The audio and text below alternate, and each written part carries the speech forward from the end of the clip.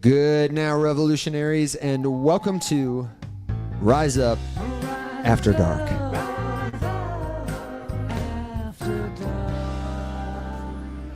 That's right, it's Wednesday.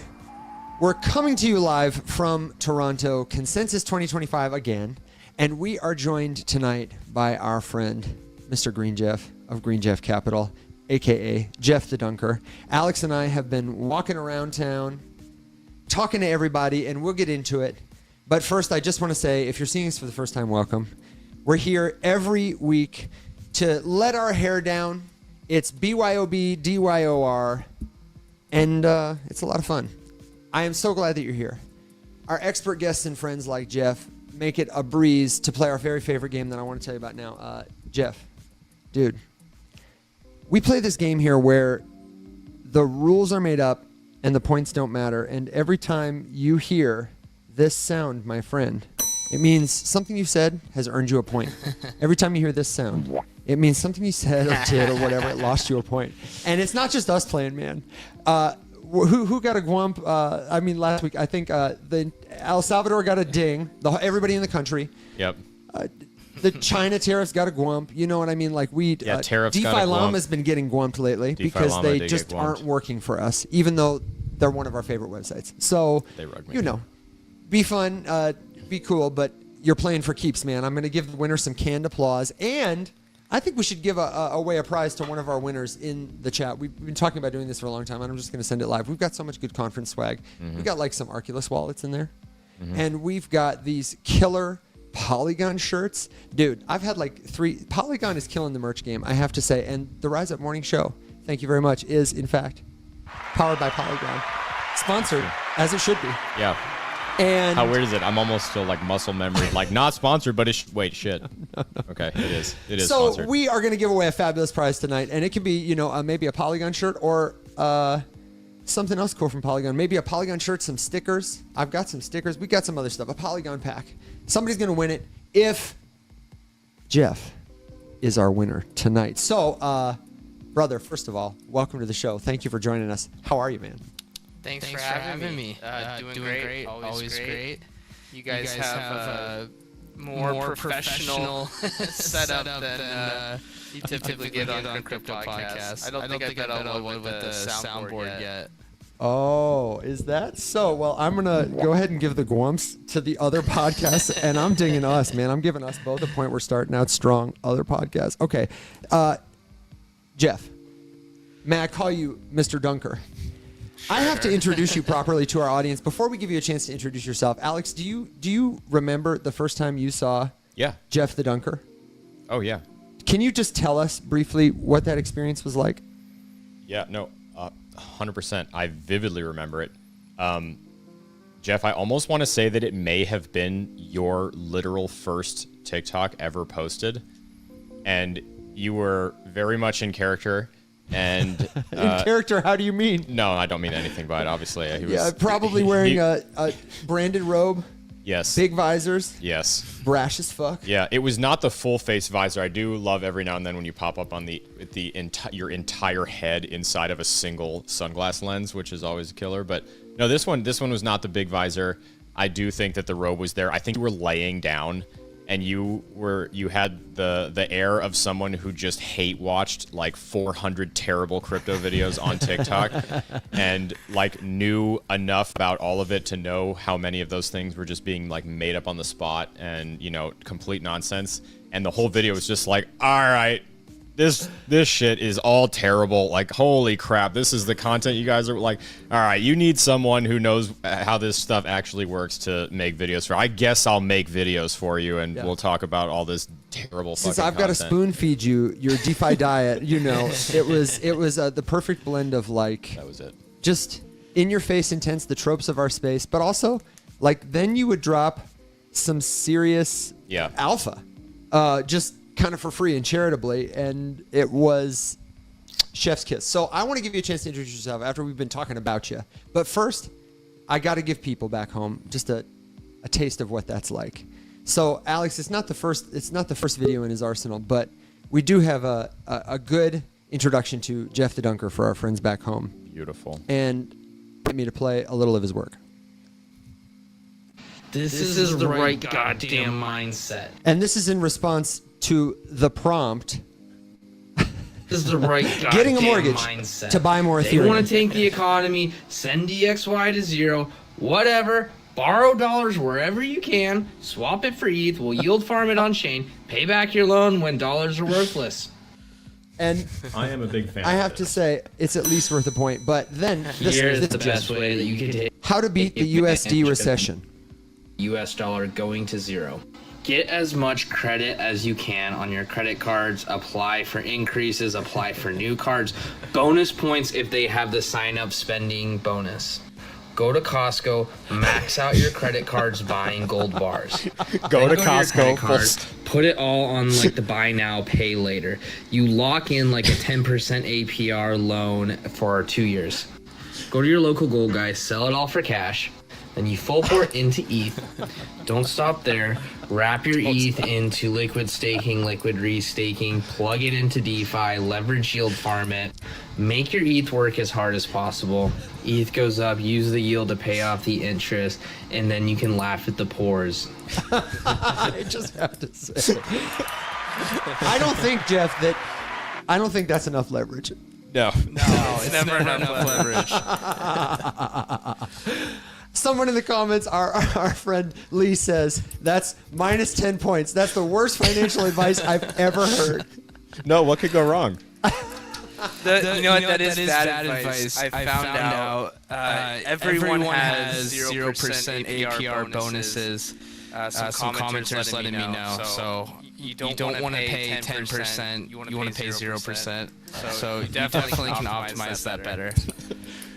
You got to optimize your yield. You absolutely have to. Okay, so now that we have like really kind of run you through like the mill of this character, can you tell us in your own words how you got the inspiration to bring Green Jeff to life?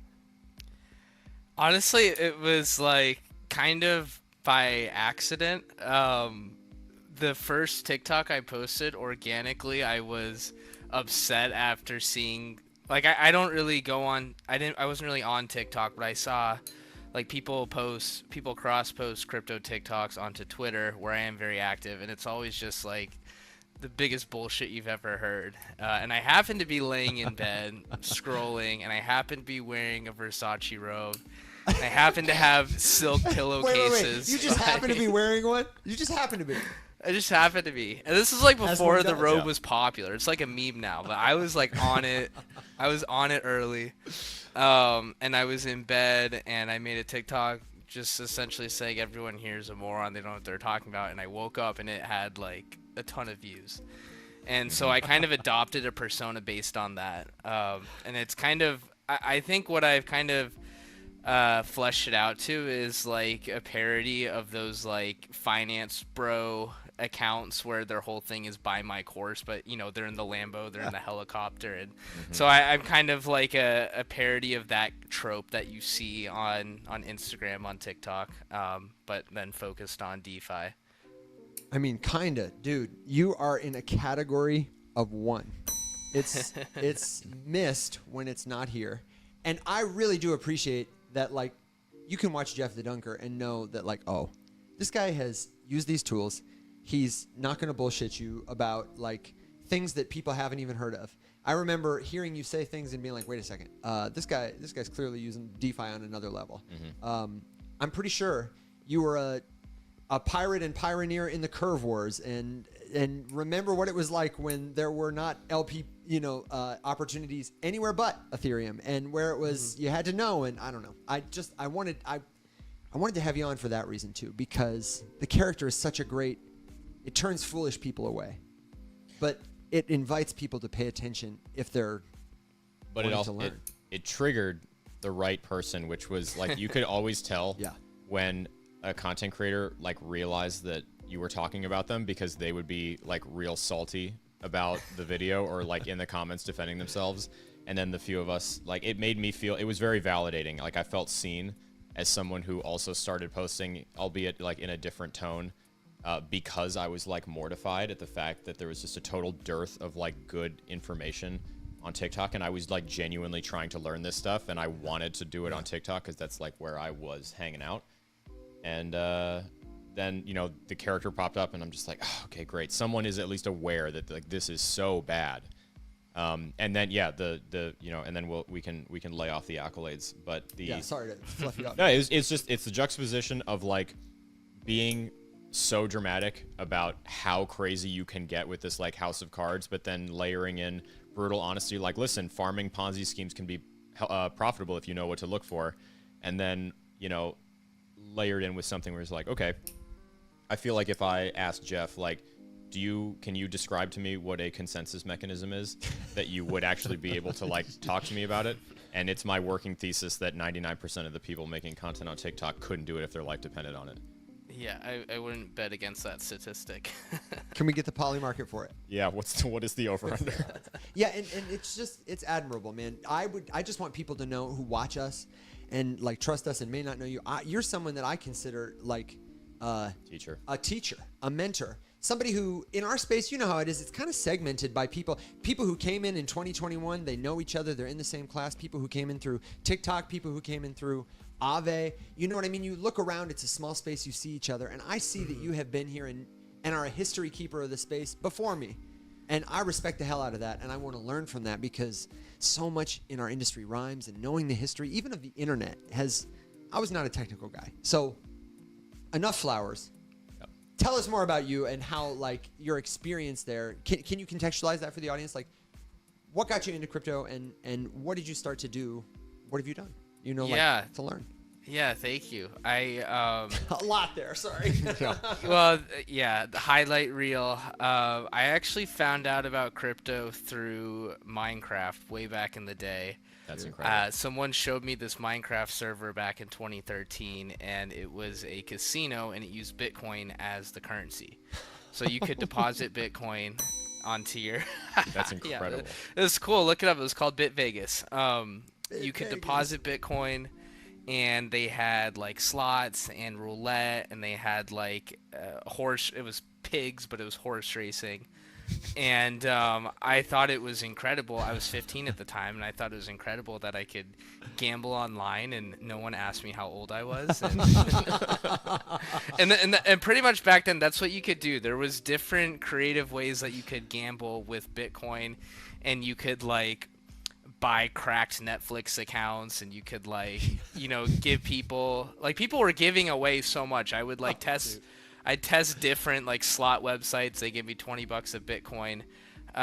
That's what I did kind of the first year or so. How I got acclimated is playing on the like Bitcoin poker sites back in the day, doing all like the free rolls and the faucets, and I was really active on the Bitcoin talk forums, which is essentially where everyone congregated.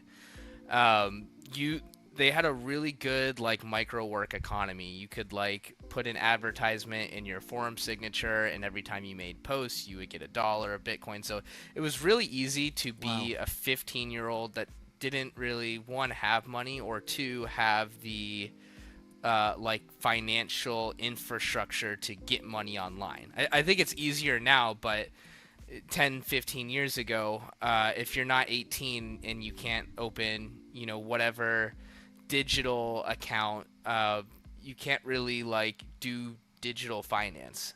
And so there was like this alternative economy that I found, which I was immediately drawn to. And essentially through high school and college, I found freelance work. I started as kind of doing like blog post writing for the Bitcoin news sites, got more technical, got into tech writing, and then I graduated college into COVID. And so that was like kind of in hindsight, the perfect timing to go all into crypto. I was really active during DeFi summer. I found myself doing DeFi stuff, doing DAO stuff, and I've kind of just continued to build a career in my space, in this space. Hell yeah. It sounds like, you know, such a good model for who is decentralized finance for. Who can decentralize their life to make it freer, better? If you're a kid on a Minecraft server and Bitcoin is the tool that presents itself, you've got a lot of freedom to own the information that represents your money, to really make a lot of steps in the world. We talk about that a lot. Yeah, the idea of, lowering a barrier and letting more people in, and then watching who gets pissed off when that happens, because that's also very telling. And in reality, like, what are you pissed at? You're pissed that more people are figuring out the things that you've used to remain, at the status that you are, which is only working because there's a very large foundation of people worse off than you propping you up, kind of a thing. And DeFi challenges that, so obviously it's like really upsetting. Of course. So you were involved in learning and participating, learning by doing. When did you start to build your own stuff? Because you've been involved in a significant amount of what I would call Ponzi farm plundering. And I'd be curious to know how that advanced. You realized this is the thing to do, and how you got good at, for example, the other day you were talking about the Zora airdrop. Shout out Jesse Pollak. Oops, sorry, my finger slipped. Hit that again. Sorry, Jesse. Jesse might be the first person to go 2 gwumps right away. It's I don't know. I don't want to pick on Jesse too much. I just want to say where was I going with this now? I can think about it as gwumping Jesse. I don't know. I will give him a hat. The Zora thing. Yeah. The airdrop. I was an early user of Zora for a minute.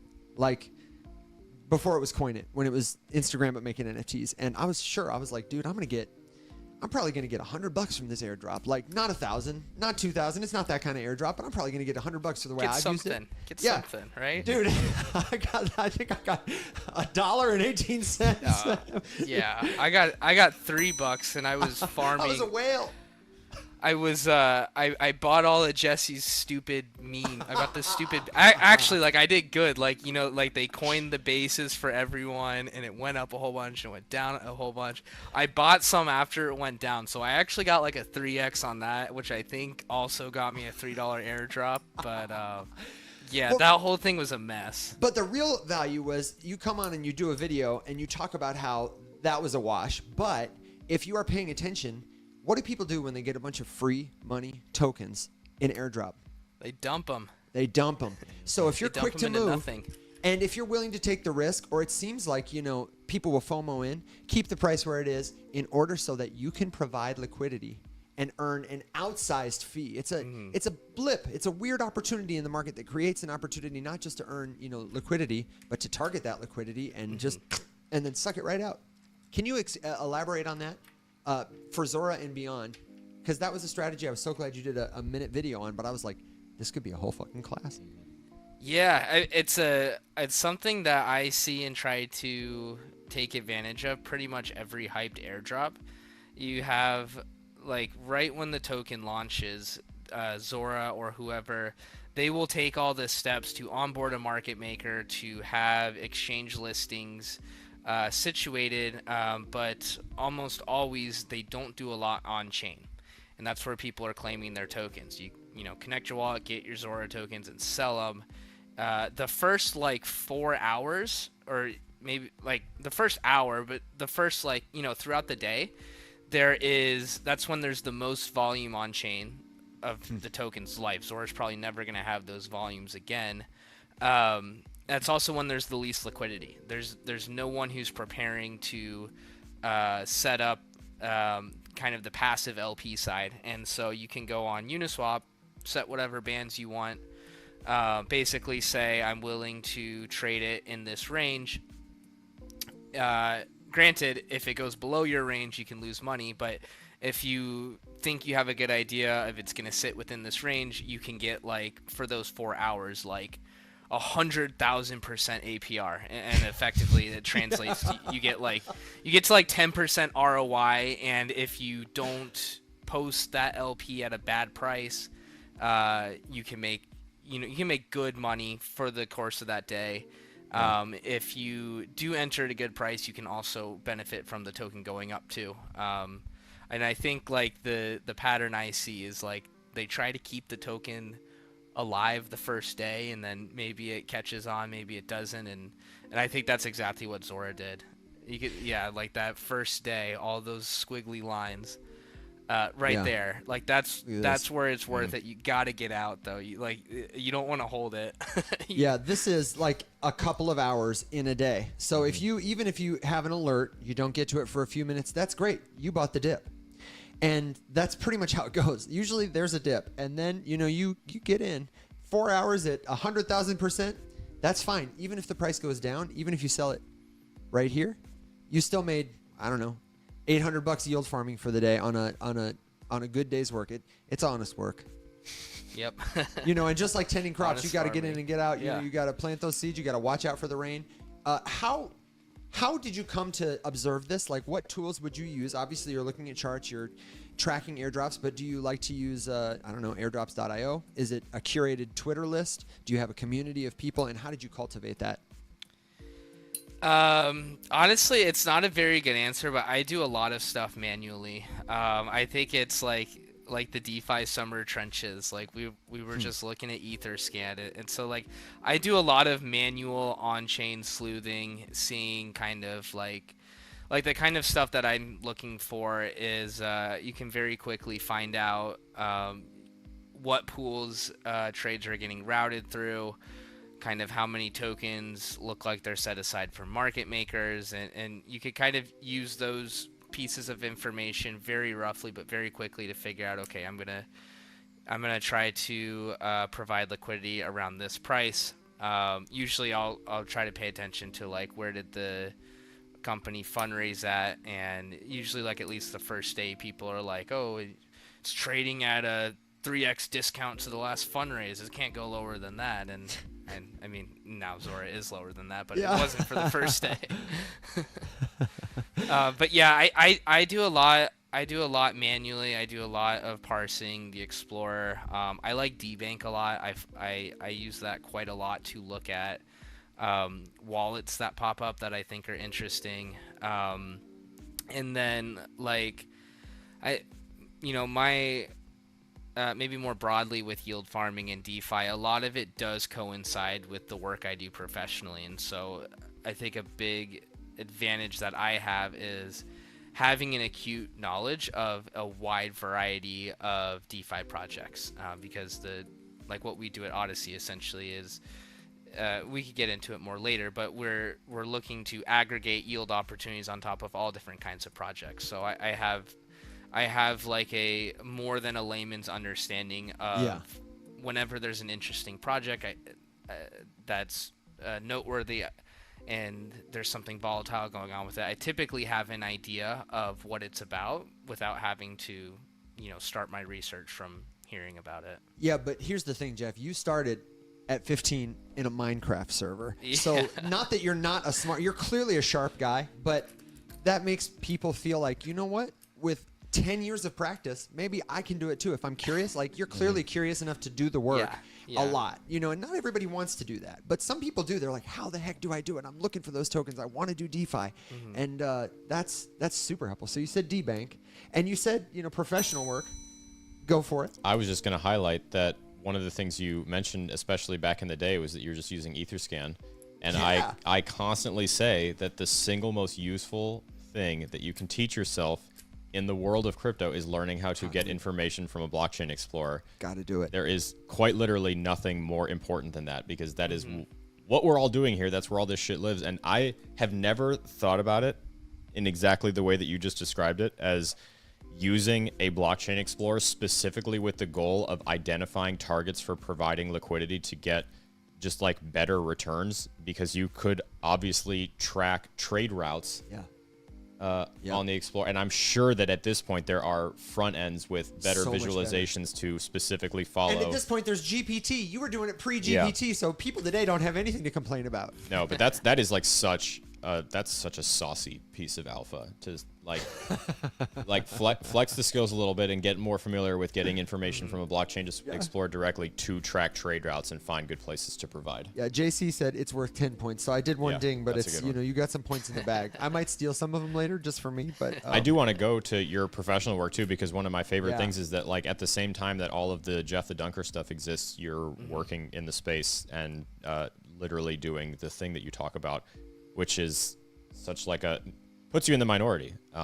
So, and I don't actually know a terribly large amount about what you do, and I'm excited to kind of hear you get into it and tell us about it. Yeah, so I run a DeFi company called Odyssey.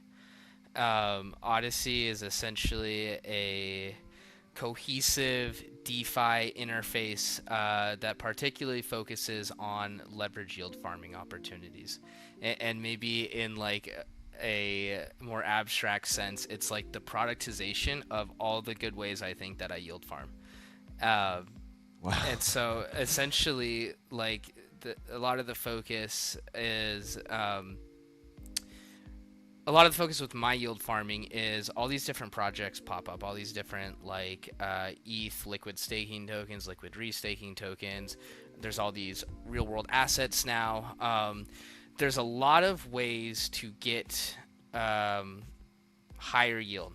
And the great thing about all these projects is they raise a VC round, they subsidize TVL with tokens, and there's no more relationship needs. So you can deposit into let's use like a boring example. Someone has tokenized T-bills and they made a stable coin of it, and there's 50 projects that do that. Yeah. You're not going to get burnt depositing and getting whatever 4.5% APR. It's not very good, but for whatever reason they also have tokens, and now you're getting 10%, and for whatever reason people buy those tokens, and you can kind of go there for a few months and the tokens run out. People realize they don't want to back the 50th tokenized T-bill project. The Gov token goes to zero. Doesn't matter. You've been claiming it and selling it the whole time. Yeah. And so what I think is like one of the best consistent yield strategies is there's all these different tokenized yield sources. A lot of the times they have integrations into lending markets, so you can borrow. I have my subsidized 10% T-bill-ish token. I can borrow a regular stablecoin USDC at 6%. I can loop it up, and now instead of earning 10%, I'm earning 40% or 50% or 60%. Odyssey essentially aggregates all of those different types of opportunities, as well as creates those types of opportunities. And so essentially what the user sees is this list of recipes of all these different collateral assets, all these different lending markets, one-click leverage in, one-click leverage out. What we also have under the hood is two other protocols that the same company has created. One's called Vesper, which is a tokenized yield aggregator. One's called Metronome, which is a synthetic asset protocol. And without getting too deep into it, what that means is if there is a new yield source that pops up, but it's not a familiar format, we can turn it into a familiar format with Vesper. If it doesn't have a lending market where you can borrow against it, we can create that borrow liquidity with Metronome. So we essentially have every piece of the puzzle to offer different leverage yield farming strategies, which I think is like the best capital efficient thing you could be doing. Not even in crypto. I think it's like the best thing in the world. Like my parents are like, when are you gonna think about buying a house? I'm like, that's ridiculous. I'm lighting my money on fire. My house That's is ridiculous. not gonna. I just got 6 credit cards and I'm going to Costco. Yeah, exactly. I'll pay 0% for 18 months and earn 40% in the meantime. And I think like there's still like not a lot of sophistication. I'm using words like leverage and looping, and I'm describing rehypothecation, and that's something that a lot of people are like, oh, Well, it's what you're something a lot talking of people about don't sounds even like Terra know. Luna. Yeah. Can yeah. you say, you said rehypothecation, and I want to ask you to stop there and tell people who have never heard that word before and don't even want to try to say it. What is rehypothecation? Essentially what I've just described. You have capital that is wrapped into something productive, and you take out a loan against it, and then you use that loan to get more of that whatever wrapper, and then you take that back to the lending market, and then you take out a loan again, and you do it over and over and over again, and now you have enabled yourself to take a leveraged exposure to that collateral asset. And can you explain specifically why that's risky? Because the question comes, what's the risk? Yeah, so if you have, maybe let's use a more creative type of asset. If someone tokenizes a real estate, was it real estate? Yeah, house. Or I was gonna say real estate investment trust, REIT. Yeah, a REIT. Okay. That is an asset that typically yields pretty well. Also can go down, can fluctuate in value. Yeah. It's houses on the back end, so it, you know, if people aren't doing fraud, it shouldn't be that big of a deal. But you go from, maybe you have this asset that earns you 10% APY and it could have a 3% drawdown. If you've done what I've described and you have 10x exposure to it and it draws down 3%, now you've lost 30% of your principal on what you thought was a passive yield farming type deal. Yeah. Okay. Good to know. Yeah. Yeah. So obviously, you know, as we're leveraging yield opportunities with all of these kind of various tokens, the boiled down risk is you're using these tokens for it. And the value of them is questionable at best. And oftentimes, you know, not necessarily propped up by anything except for the belief that, like, this might be a good opportunity for a little while. Yeah. Everything is propped up by the belief in something, which is propped up by something that people believe in or not. And, you know, it's just belief. Yeah. Yeah. But every now and then there's Sometimes. like, you know, something that... Sometimes you're right about that. Sometimes, I mean, belief can be misplaced, though.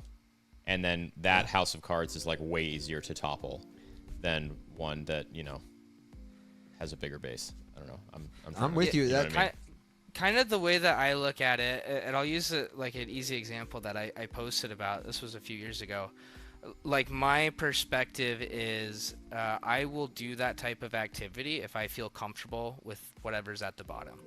I don't think I would 10x lever up a real estate collateral against dollar borrow because I recognize maybe there is a housing collapse, or maybe, you know, all kinds of things can impact the price of real estate.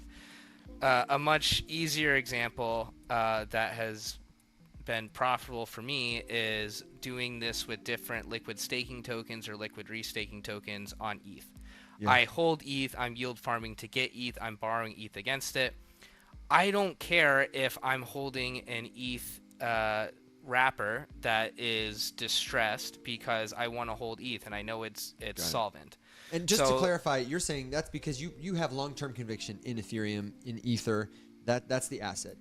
Yes. Because it's that, you feel good about having it no matter what the circumstance. Okay. Yeah. So, like, a few years ago, when Terra Luna blew up and that caused 3AC to blow up, 3AC was holding all of these staked ETH positions. This was before withdrawals were live. This was before the merge to proof of stake. And so they can't withdraw the ETH that they've staked. They have to sell their tokens. And so Lido staked ETH traded at like a 10% discount. And I was like screaming at the top of my lungs, why would you not buy ETH for 0.9 ETH, and why would you not take the ETH you bought at 0.9 ETH and borrow ETH against it and get 3x exposure to that ETH you bought at a discount? And of course, I mean, you know, we're 3 years past. Of course they repegged. Of course, you know, those especially something like a Lido is almost synonymous with an ETH in terms of how safe it is in the market. But back then I was posting about that and people were like, oh, Terra Luna just blew up. You're going to blow up doing this too. And it's like, it comes from a position of just having absolutely no understanding of the things that you're interacting with. Well, and that's why your work in this area has really it's given you a deep advantage. Most people don't have exposure to the actual information that would give them that kind of conviction. So they think it's just another altcoin, or they think XRP has more room to grow, or whatever. Like, they don't understand the fundamental strengths of the network. They haven't worked on it. They haven't met the people. So I'm trying to get as much of that sauce out of you too, in terms of like, pay attention to this man, because he's speaking from a place of lived experience, and some of it is, you know, like maybe trivial to you now, but it's deep. Okay, so how then to Odyssey? Odyssey is the third part of this sort of puzzle you talked about. You just decided like this is the next tool to like bring the strategy that I practice to people. Yeah, so it's kind of an extension of Metronome. So we built Vesper, this yield aggregator. Metronome. Then we built Metronome, which essentially is how do we create these looping opportunities for more yield assets for our Vesper pools. And then we kind of have come to we've expanded how the Metronome protocol functions, how the Metronome assets function. We, at a very high level, it's kind of similar to how MakerDAO or now Sky is set up. We have a first-party set of markets that you can borrow against. We also allow you to borrow our synthetic assets from third-party markets, like Morpho, for example. And it's pretty cumbersome, and we need one thing where you can go and you can see all the different strategies, and you can get some information, figure out what the best one is for you, and you can click in, or one-click enter, one-click exit. And so this is kind of like the this is basically taking it where the set of products we have before Odyssey, they're okay if you are kind of a DeFi power user like me. This makes it a lot more accessible without like watering down the opportunity, is how I would kind of summarize it. That's a great way to say it. He said he's mentioning some DeFi protocols I don't hear noobs mention. Metronome, and I have to say I'm not familiar with Metronome. I'd heard of Vesper, and I knew like what you worked Vesper, on. yeah. Because I keep tabs on you, and I just am like, I'm not even on that. I have become a much more proficient DeFi user, mostly by teaching others. I don't have the interest to spend that much time on it. Yeah. Even though I enjoy it and it's fun, I find other work more fulfilling, and it's working crypto, so I get alpha other ways.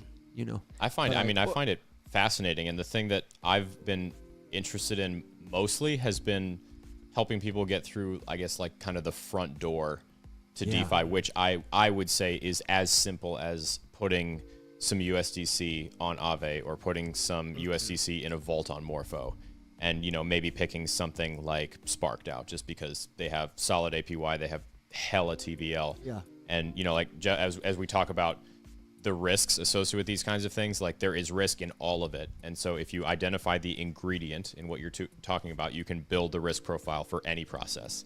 So I think that it's easier to analyze the risk profile of USDC on AAVE because what are my ingredients? USDC and AAVE. What is my risk? That USDC depegs and that AAVE goes under. And as far as crypto is concerned, those are about the lowest risk that you could possibly take. There, Yeah. But then we've got issues. if USDC, right, it's over. Actually, if USDC depegs again, 'cause that did happen. Yeah, not quite to the it wasn't. It could have been worse, but it was bad. No, but also if it depegs permanently, which that was never at risk of happening. No. But I think it's interesting as we talk into the levels that you can graduate up the ladder of DeFi, but the process itself actually never changes. What you're doing is identifying ingredients in new processes. Now, like you're talking about, Jeff, there are maybe 7 or 8 different ingredients in this particular soup that you're sampling, but you can do the exact same thing. You can just identify the ingredients, assess what the risk would be of each of those ingredients going into this recipe, and then how many more times can I say recipe? And then assign assign some sort of like little kind of score to it, and then determine whether like I'm not comfy with that amount of risk. I need to dial it back a little bit. Like how could I remove one of these things and take it down a notch and do something else. And one click makes it so easy. So somebody doesn't have to pay that kind of time or attention like you do. But that's why I like DeFi, because all of these different ingredients mean that you can basically build the perfect smoothie. Got you. For whatever you happen to be feeling. And if you want to get super froggy, like you can put some weird shit in that smoothie. Or it can just be bananas and peanut butter, and there's nothing wrong with that. Recipe looking pretty good here. Yeah. Yeah, no, totally. And it's like, it's very easy to kind of work your way down the rabbit hole. I have USDC on AAVE. Okay, why does my USDC on AAVE earn yield? It's because people are borrowing it. What are people borrowing it against? Some people are borrowing it against Athena staked USDE. Why is that earning more? How do they generate their yield? Like there's so much synchronization across these protocols that if you say I'm starting here and I'm going to figure out how this works, there's a very natural progression to the next protocol you're going to learn about. Yeah. And I mean, shout out to Morpho, because I think the front end on their app is great because it gives you the giant list from the top of all of the different like vault curators. And it's a really easy way to start figuring out like, okay, who do I need to Google and figure out why the APY at Spark is, 1 percentage point higher than it is at this other, random ass vault, and like, okay, why? That's a very good point. I just want you to know that someone in the comments said, Evan, you look like a pink smoothie, lots of food talk. And I just had to pull, since we're talking about DeFi, More I've been pink. wearing this Polygon bandana all day. Shout out to Polygon. And to my friends who are listening to the podcast, first of all, hello. Hope in the future your candles are green. We got these killer swag bits from Polygon, including this awesome bandana. But since we're talking about DeFi, I had to go with the pink smoothie flow and break out this killer Uniswap bandana. Uniswap had a killer event at East Denver. Rented out a rock climbing gym, fed us these incredible, like, huge croissants. They had a Crypto of the Game panel. And edibles. And I met Jeeves there. It was just fantastic. And built to scale Ethereum. It's got a sweet pink unicorn on it, designed for DeFi. You could even get your name embroidered on it. I did not see that little booth. Otherwise, I absolutely would have done it. First place that I would say, did anything DeFi, and I was providing liquidity with an ETH uni pair. I had absolutely no idea what the hell I was doing. And to Jeff of the Dunker's ire, it was because of some dumbass video that I saw on the internet. And I was like, okay, cool. Like, that sounds like something I could do. And then I subsequently lost all of it because I didn't know what I was doing. I had no idea how to, like, manage it or, do anything. So, yeah, shout out Uniswap. Shout out Uniswap for sure. We are not sponsored by Uniswap, but boy, should we? We should be. We should be. Be. That was not a question. We should be. You need to go to the Uniswap DAO and get a grant. Yeah, we go to one of the blockchain clubs and meet the president, because they have so much, like, Princeton blockchain, and like all the Ivy League blockchains have a ton of delegate power at Uni DAO. Dang, That's man, true, really? Yeah.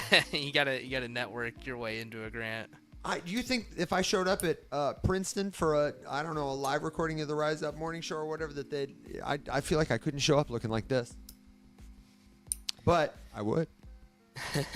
I don't know. It'd be cool. Okay, so enough about me and Pink. I know we've got to say goodbye to you soon and switch over the show. I want to give you the chance to earn some more points, and so I'd really love for you to talk. People in our audience want to know, okay, so how do I participate in this?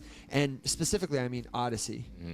And I also would love if you just give some shout-out resources for people who need it simple 101 to get to where you are. They're playing Minecraft and they're 15 years old and they have a crypto wallet and they, maybe they're staking USDC on AAVE, but where do they go next to get in the Jeff the Dunker school of DeFi? And then we can talk about final thoughts, where to find you. But first, Odyssey, they want to get involved. Totally. Yeah, I'm going to, I guess I should add Odyssey onto my TikTok bio. Odyssey.finance. We are in a closed alpha and we are opening it up in about 1 week. So right now there's only 200 people on the app, but we're going to open it up to the world in about a week. You can find socials from there. You can find Discord from there. On my TikTok, I also have my own Discord. It's free. I don't sell anything. There's no subscription tier. And we do talk about DeFi there, so I'm happy to discuss kind of some of the stuff I talk about. Outside of what I'm shilling, there is a crypto personality on Twitter, I think mostly. Her name's Crypto Finally. She has a really good free DeFi guide that she's built out, which I think is a really good place to start and to learn about everything. And I think more than that, at least for me, getting hands-on is really important. So, if you think you're curious about DeFi and you haven't done anything, yep, that's her. At Crypto Finally IO is a free DeFi guide. We're going to have all these links in the description to the episode, podcasts, YouTube. Thank you. Keep going. Awesome. Yeah, no, get started. Figure out how to get stablecoin if you haven't yet, and deposit onto AAVE and try to figure out why your number's going up and where that's coming from and kind of track it from there. Dude, I'm ready. Congratulations, first of all, on moving out of alpha. That's pretty killer.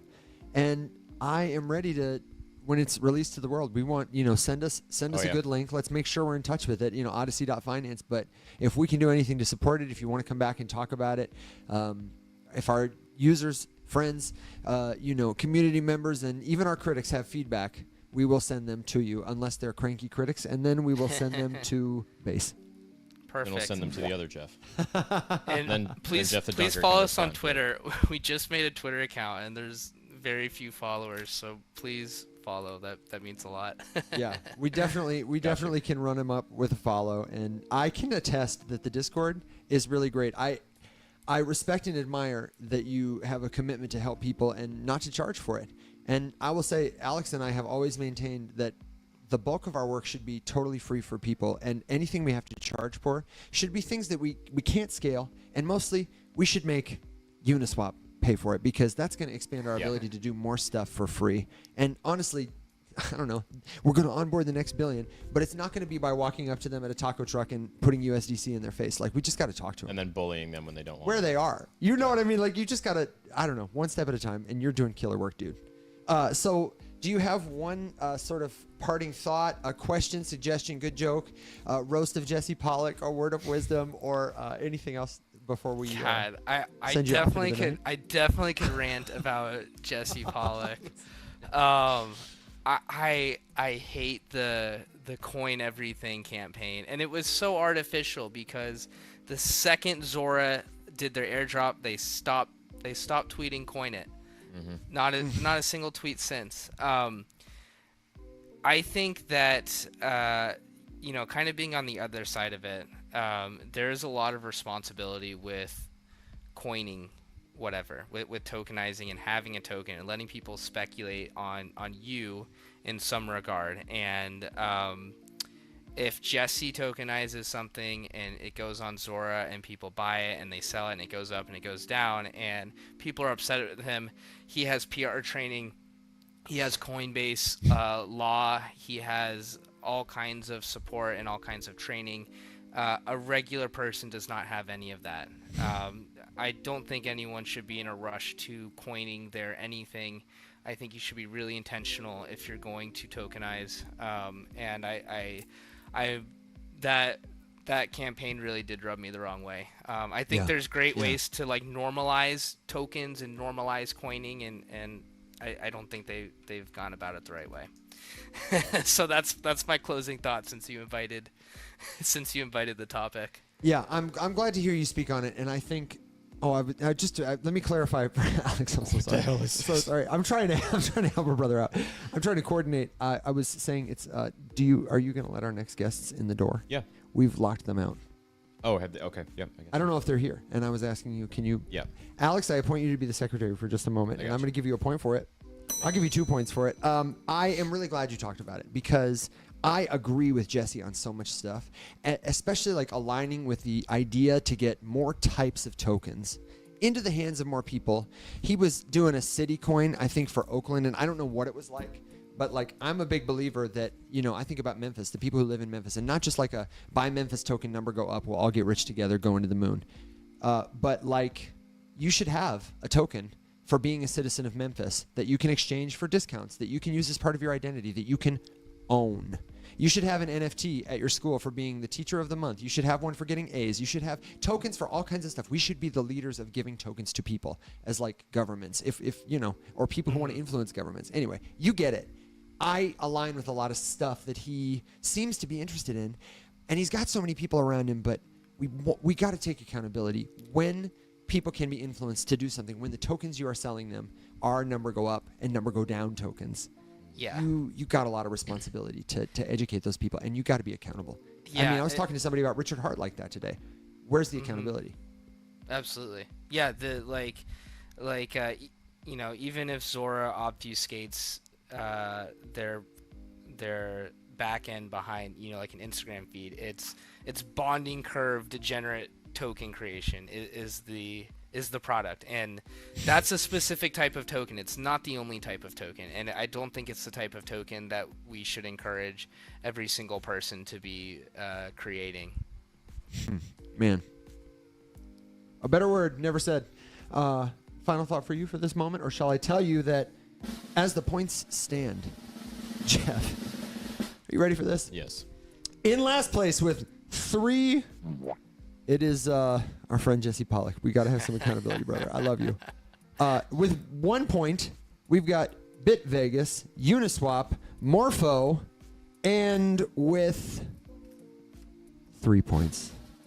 In a tie for second place, it's me and Alex. And right now, brother, you are far and away. Somebody said to give you 10 points. So right now, due to that and the other points you've duly earned, you have 18 points right now and are in the lead. So first of all, that's a new record, I think, for our show. Honestly, truly. Actually, usually I don't give out 10 points on a win. We've never had a 10 ding, a deck of ding before. We've never had a deck of ding. For the first deck of ding on Rise Up After Dark, it's Jeff the Dunker. Ladies and gentlemen, dude, thank you so much. Will you come back sometime soon after Odyssey is really launched, and will you come back in the robe and the visor maybe sometime just as a correspondent and do a Jeff the Dunker update? Because that would make my heart joyful. It can be sponsored by Odyssey Finance, and we'll just give you the commercial for free, and Jeff the Dunker can tell somebody what to do. I was told we might be repurposing some content, and I don't know if we want the first visual CEO appearance coming out of the robe, but I think we definitely can do a robed update in the future. Just put a tie on with the robe. Yeah.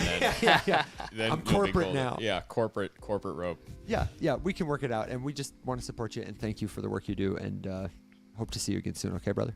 Awesome. Well, thank you for having me. I appreciate it. Heck yeah, dude. We'll send you a recording. We'll send you a message after this and get you all the links and stuff. It'll go right up. But don't fret, don't sweat. Go about your business and have fun at AMC Movie Night. All right, thank you. I'm gonna finally see the Minecraft Dave & Buster's, movie, baby. since Let's we talked go. about it. Yeah, dude. Yeah. Okay. Cool.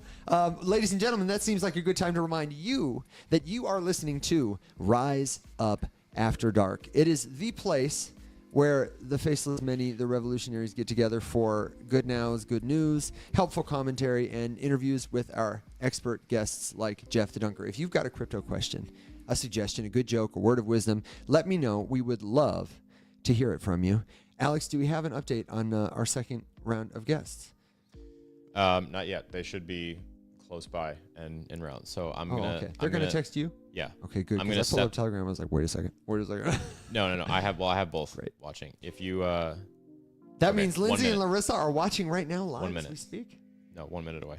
They're 1 minute away. Okay, so Alex might dip out in a second. Do you want to give a quick update on the conference before you exit out the room? Because that sounds fun, and we can talk about it with them. Lindsay and Larissa from Seeking Alpha Podcast are coming on. How are they going to follow Jeff? 18 points, dude. No, can't be done. Earn yourself some points before you go down and get them. Man, what you thinking about the conference? Day one, technically. I would say so far so good for sure. I didn't really do trade floor today. Because I was just, the one down, and this isn't really a downside. The one downside to like doing conferences the way that I do is that I know so many people that are here, and so like I went to a side event that I immediately diagnosed as like pretty dead, and I was gonna leave, and then I came back and I accidentally knew like 14 people there, and got stuck in a conversation with all of them. That was not business at all. It was exclusively like, oh, it's good to see you. I haven't seen you since whatever, and blah, blah, blah, and whatever. Just catching up, chumming around. Yeah. But it was really good. I got to introduce a bunch of people that did not know each other that should know each other from a bunch of different companies and projects building and doing all the crypto stuff. So that's always good. I'm going to do more floor tomorrow. I'll probably be on the floor for the entire day. As soon as the morning show wraps, I'll be there. You had a killer day yesterday, though, honestly, truly, in that regard. And it's tough to balance everything. I wanted to go to John Street Ballroom because I need to touch the owners with my eyes and give them a handshake before tomorrow and before we bring a bunch of people there. By the way, if you're in Toronto or you just want to hang out, come to the Ballroom Bowl on John Street tomorrow. We are having an event there. We're going to all go Dutch on bowling. We're going to hang out, eat some tacos, listen to music, have good conversation. And the place to go to sign up, it's right at the riseupmorningshow.com. At the very top, I've got a little link that says Rise Up Live, Blockchain and Bowling at Consensus. It's tomorrow night. And we have still got more to do tonight. Alex is going to go. Stall. I'm stalling, man. Don't worry. This is great. Don't get stuck in the elevator, okay? And if you got to run down the stairs, you better text me. Or get on the TikTok live stream and let us see you. I'm going to unplug your headphones. You don't have to be headphoned when you come back, man. Okay. So the other part about this is we're still going. Tonight, we have the good fortune to be hanging out with our friends Polygon at a party event. Mystery reveal. They've been teasing something. Neil was teasing it on the show this morning. Mark didn't tease it, but I think they're making some kind of announcement tonight. And I'm not sure what it is, but we want to go there and support them. So after Larissa and Lindsay leave the show, that's where we're going. And we may stop somewhere else on the way home. It's been a really productive time. Like Alex, I had a good mix today of great business and also pleasure. I want to tell you about some of the people I met. As I was walking into the conference, I got to see my friend Anton, member of Taldow. He's coming to the event tomorrow. He is working on an interesting legal solution. Oh my gosh, baby, thank you. For the people in podcast land, I have to tell you, to compliment my pink outfit, I just got a little bubblegum lip smack. You got to see it on the recording. I saw Anton, got in the venue, got my press pass, and downstairs, I ran into my friend Angie, who will be on the show. She works in liquidity provision, and she helps create the kind of opportunities in DeFi that Jeff the Dunker is talking about. We got to see the press, it's sort of exclusive round robin setting speech by the CEO of Odyssey Finance, Mr. Nathan Allman. And as I was waiting to meet him after he talked to us, who did I see but Larissa? Larissa, our guest of the Seeking Alpha podcast. She is connected to this guy because she's like his handler for the day. She works in that capacity. She helps people get to and through events, get them connected to opportunities to speak, make sure their time is easy, helps keep them safe and keep them going. So I said, well, let's connect to Mr. Allman through you, and let's talk about Ondo on the show. So we've got the CEO of Ondo coming on. And if you didn't see Ondo today, let's see if we can find a little news article about it. They did the first transaction on what is to become their blockchain with JP Morgan. It was a momentous occasion. They launched a press release about it, and I don't want to get the details wrong by not having it up to share with you, but that's what he was talking about. And he didn't give us a solid date for when Ondo would be launching its own chain, but he said this year. And that was very exciting. We also got to talk to the fine folks at Arculus Wallet. Shout out Arculus Wallet. I got to give them a point because they really are fantastic. They had a wonderful booth at the conference where they were educating people about their products, their cold wallet products. If you don't know, Arculus makes a cold wallet that is a card that you can, I took mine out of my bag, that you can tap to your phone, stores your private key securely, makes it easy to use crypto. And we got to talk to Ezra in marketing, who knows our work from TikTok. Hello, Ezra. And Zelda, her colleague, was on the phone. We sent her a little selfie, and I got to meet Dr. Lowe, Dr. Adam Lowe, who is like the founder of the Arculus product, has agreed to come on the show. They said, we can't wait. We have been looking forward to seeing you, and we want to have him on the show. And they absolutely wanted to support you guys. So one of the other giveaways we'll get to do soon, I'm thinking for somebody who comes to the event tomorrow is going to be, we'll give them one of these Arculus wallets. And if you missed it on the morning show, one of the cool things, the cool pieces of news that we had was that we want to work with some of our partners to have a recycling program where we take the swag that they don't want to take back to their houses that they have printed up from the conference, and we can make it available to you. We can upcycle it. I think everybody would love to have a little pink outfit, little Uniswap bandana, a beautiful Polygon t-shirt, and do their part to keep this stuff out of a landfill, and also do our part to tell a better story about crypto. I was in the store getting champagne for our guests, and somebody said, did you come from the crypto conference? I said, yes. How did you know? He said, I saw your shirt. I said, are you a crypto user? He said, yeah. I said, we had the CEO of Polygon, Mark Boiron, on our show this morning. He was wonderful. And our friend Nil also works at Polygon. He helped secure the partnership. He talked to and he said, I probably talked his ear off too much. It took 30 seconds, but still, you don't want to, he's like, relax, bro. I just staked the token, that kind of thing. It was wonderful. So then really one of my highlights though, was getting to meet Tom, the Bitcoin appraiser, and Johnny J. Heat at the conference floor. And they were so kind and attentive. They walked me around to the vendors they had met already and made introductions and were very kind. It's one thing to introduce yourself and have a really good pitch when you're on a conference floor, but it's another thing entirely to walk up and have somebody they have a good opinion of say, this is Evan. He's the guy I told you about. and you're going to love him. And it is such a pleasure to be able to do that in return for people. That's one of the best parts about crypto conferences is getting to see people you love, like Alex and I are friends, but then also seeing them progress in their careers. The people who come to these conferences tend to be what I would call lifers. Our friend Anuya used to work at the Stellar Development Foundation, now works at Aptos with our friend David, with our friend Poan. We met Greg, one of David Walensky's co-founders today. If you didn't remember David from the show, check out 3 or 4 episodes ago, we hosted David Walensky, one of the co-founders of Aptos, on the show. He gave a great historical perspective on like the grueling development process that he and his, I think it's 11 co-founders went through. And Greg was one of them. He's like, oh man, I know. I was there in those days. We worked on it. And now Anuya's there. So you get to know people like that over and over, and they come back together. And it's really a pleasure to meet the people you met online. Tom gave me a very kind compliment. He said, Evan, you give the kind of hugs you look like you would. And I knew he meant that as a compliment. And I was glad to get to give him a couple hugs. And Jay Heat, Johnny, also. They found really good prospects for work. They met cool companies that they wouldn't have connected with otherwise. And they got some swag too. You know, I think they both got Arculus wallets. I think they got maybe a closer partnership with Arculus, so their content will reach more people. It's a good situation, and this show is not sponsored by Consensus, but I have to tell you, it could be. I am a big fan of this. CoinDesk, call me. It's one of the people we hope to see. Tomorrow we're back at it. Tonight we're going out to Polygon again, and we are here till Friday. And our friend Will join us tomorrow here at the conference. He will not join us on the show, but he will be here. And also, we are so excited to say that Sam Stefanina has made plans to join us. Alex's friend, Wolves DAO, and doing so much more. Just came on at the Farcade. He's going to talk about Web3 gaming, his experience at the conference, and I'm sure we'll get into some other stuff too with Sam. But I'm so pleased to tell you, ladies and gentlemen, they have arrived. Our friends, Larissa and Lindsay, they're here. Alex, you want to get these fine friends set up? Somebody's got to have a lavalier mic. You're brilliant. Is it a? That's wonderful. If it doesn't work with your phone, we might have to. Or well, if it's your phone, then you got it. No. Just plug it. Does it connect to your phone? Yeah. One person.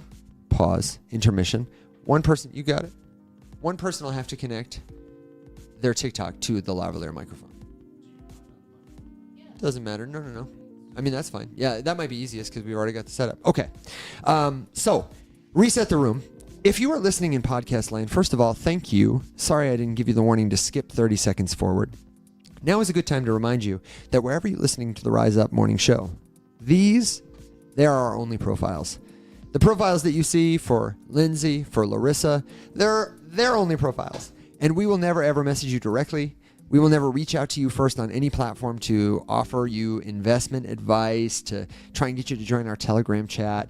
We're never going to give you free Bitcoin or something like that. It's a scam. And there are a lot of people out there, if you don't know, who will leverage the trust we've built to try and take your money. So be careful out there.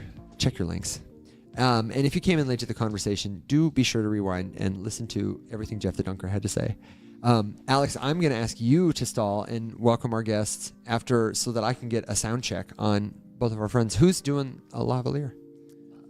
Okay, great. Well, then let me say... We got the big one. Will you, Larissa, give that mic just a swing over to your face? I said, would you rather just do that? Big one for both? Sure, the big one. I don't think it'll pick you both up like this. Yeah, but we can. Okay, if you're into it, let's do it. Would you wheel it over or may I assist? We talk over each other so much that we're going to end up kissing. No, that's fine. That's good for the reviews. It is after dark. I will let you know if people have trouble hearing you, let us know. And we'll get it corrected. We might just turn a lavalier on. You know, Alex has got it at the ready, and we can just clip it right on you. And I'm gonna, do your sound check, but then I'm gonna get you a champagne and a sparkling water, and we'll sort of reset the show. I got you champagne. Get it? Yes. And Lindsay left it in my hotel room. Lindsay, I just had to give you a gwump. Oh. Okay, hold tight. Off Hold to a tight. rough start. Would you do me a favor, and just as a way to get a mic check, will you introduce yourself to the folks back home? Larissa, would you like to go first, since the mic is near you? And feel free to move it. You really do have to hold it kind of here. Ours are sensitive in that way, or condensed. Can I raise it? I'll help you. All right. Yeah, give us just 2 seconds here because we need to fix big camera. Dude, I love it. Every single time I request to join the TikTok live from Evan's side and he doesn't accept it, it basically tells me like, oh, hey, so sorry that he doesn't want you to join him live. How about this other totally random person that you've never met before? So, all right, I think I can hear it. Yeah. Can you guys shoot me just a quick little thumbs up? Wait. No, I think we're. I mean, it sounds good. Give me a. Okay, I'm getting some confirmation that this is sounding good. Are you saying I sound good? Yes. Yes. Yes. Can everyone hear me? Yes. Oh, no, I'm fine. Sit on me. Yeah, that's true. We can still. Oh. Okay. You know I run hot. Yep. Okay. Cool. I think it sounds good. Lindsay, just speak up a little bit and you'll be fine. I think we'll be good. Works for me. Okay, sweet. So as we transition into the second half of the show, congratulations, you guys are all getting to listen to / watch the intermission as we run the transition and switch gears a little bit here. Camera? Yes. Oh, we are. Yeah. No, you will be as soon as Evan fixes that. Evan just has to zoom out a little. Yeah. We'll get We there. need to back it up. Okay. Lindsay, as we transition though. Nope, you're good. You're good.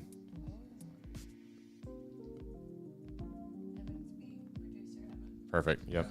Yeah, Good. One of us has to create be. a clean cut on the recording, so you won't sound messy. Everybody here is getting the behind the scenes experience. Hey, there we go. There we go. Nice. Yep. I would even back it up a tiny bit. Yeah, so that you're. Yeah. Keep the angle. Evan was literally backing it up. There we go. Yeah. You Okay. gotta subscribe to the OnlyFans for that. Yeah. This is just fine. Okay. Cool. I think. Yep. Looks good to me. Okay, great. Yeah, I'll get you something to drink. I'll get you yeah. Perfect. Perfect. Some water, champagne. While Evan is doing that, I would love to hear from you guys just briefly kind of how it's been so far. Larissa, I've never had the pleasure of meeting you, so it's very nice to meet you finally. Welcome to the show. We actually met once, but I'm glad you don't remember it because that was not me. I was a phantom version of myself. It was at ETH Denver. Okay, you know what? I did know that. You did not, and it's better that way. I was down bad there. No, it's... Here I'm up well, so this is the best version. Okay, well, you know what? Evan, I don't know where the Gwump button is, but like lock one in because now I'm... Top left to you. No, top right, purple. There we go. That was my first time ever Gwumping myself, and it is myself. Okay, I did actually know that, and now that I'm sitting here and thinking about it, I was excited to say that it was nice to meet you finally, and I guess what my dumbass Neanderthal brain was thinking was that we've never had you on the show before. There we go. And yeah, I made it. So I'm excited to hear a little bit about what you guys have been working on the, sorry, let me mute there. Oh, okay. Content side, and then how it's been so far here, how you guys have, because obviously you had a little bit extra setup, and so how has consensus been thus far? Fan-fucking-tastic. I got a massage and a crepe today, and I was running around from CNBC to NASDAQ to Whoa! That was insane. It's your Pellegrino from the freezer. Oh my gosh. Holy fuck. Oh, I thought that was I have to Holy tell you, it sounds like a gunshot just went off. Jesus. As the Pellegrino I put in the freezer for Lindsay just exploded. I'm gonna Gwump myself for that softly. And apologize in advance for any PTSD I've caused our audience. Dude, that was Crazy. this is so chaotic. It's become a war zone. The Pellegrino doesn't want was to be just drank so- by Lindsay. It's revolting it. Oh my god. Lindsay to drink the champagne. I'm not drinking that champagne. That was insane. We're doing it live, people. Yeah, God. for real. Okay. Well, all right. Let's Most chaotic Take a breath, event take a breath. ever. let's time travel back 30 seconds ago before that nightmare happened, and we were talking about today. So far, it's been great. Whatever just happened was a polar opposite of Larissa's day. Yes, but that was my ETH Denver. Yes, that's true. You were miserable there. We were both miserable there. But yeah, consensus has been different. It's been great. It's been great. It was a pop of enthusiasm. So Larissa and I are having different experiences because I am tired. yeah, as am I. I completely feel you. I usually don't feel this fried until like the third day, and then I realized that I got here before the conference started and immediately started working. Like That's after, your first mistake. yeah, after a 3 a.m. wake up and a 5 a.m. flight, then immediately went to work. It was just like I was like, okay, I got this. I'm gonna rock star this all week. And today I'm just like, I'm dragging. I'm not gonna lie. I think I'm with you. It's just I'm exhausted. Oh yeah. I'm going to bed after this. This is like the opening night. I'm not. The invitation. I know. What the hell? So Silly you. But no, it's been so. This has been good. This is my first consensus. I know they've Really? had it in Austin. Yeah, I've never been to consensus specifically. I actually avoided consensus and permissionless, like too big, too much. So I haven't gone. This is my first one. I'm kind of glad it's the first one because this feels like it's probably a little bit more chill than Austin.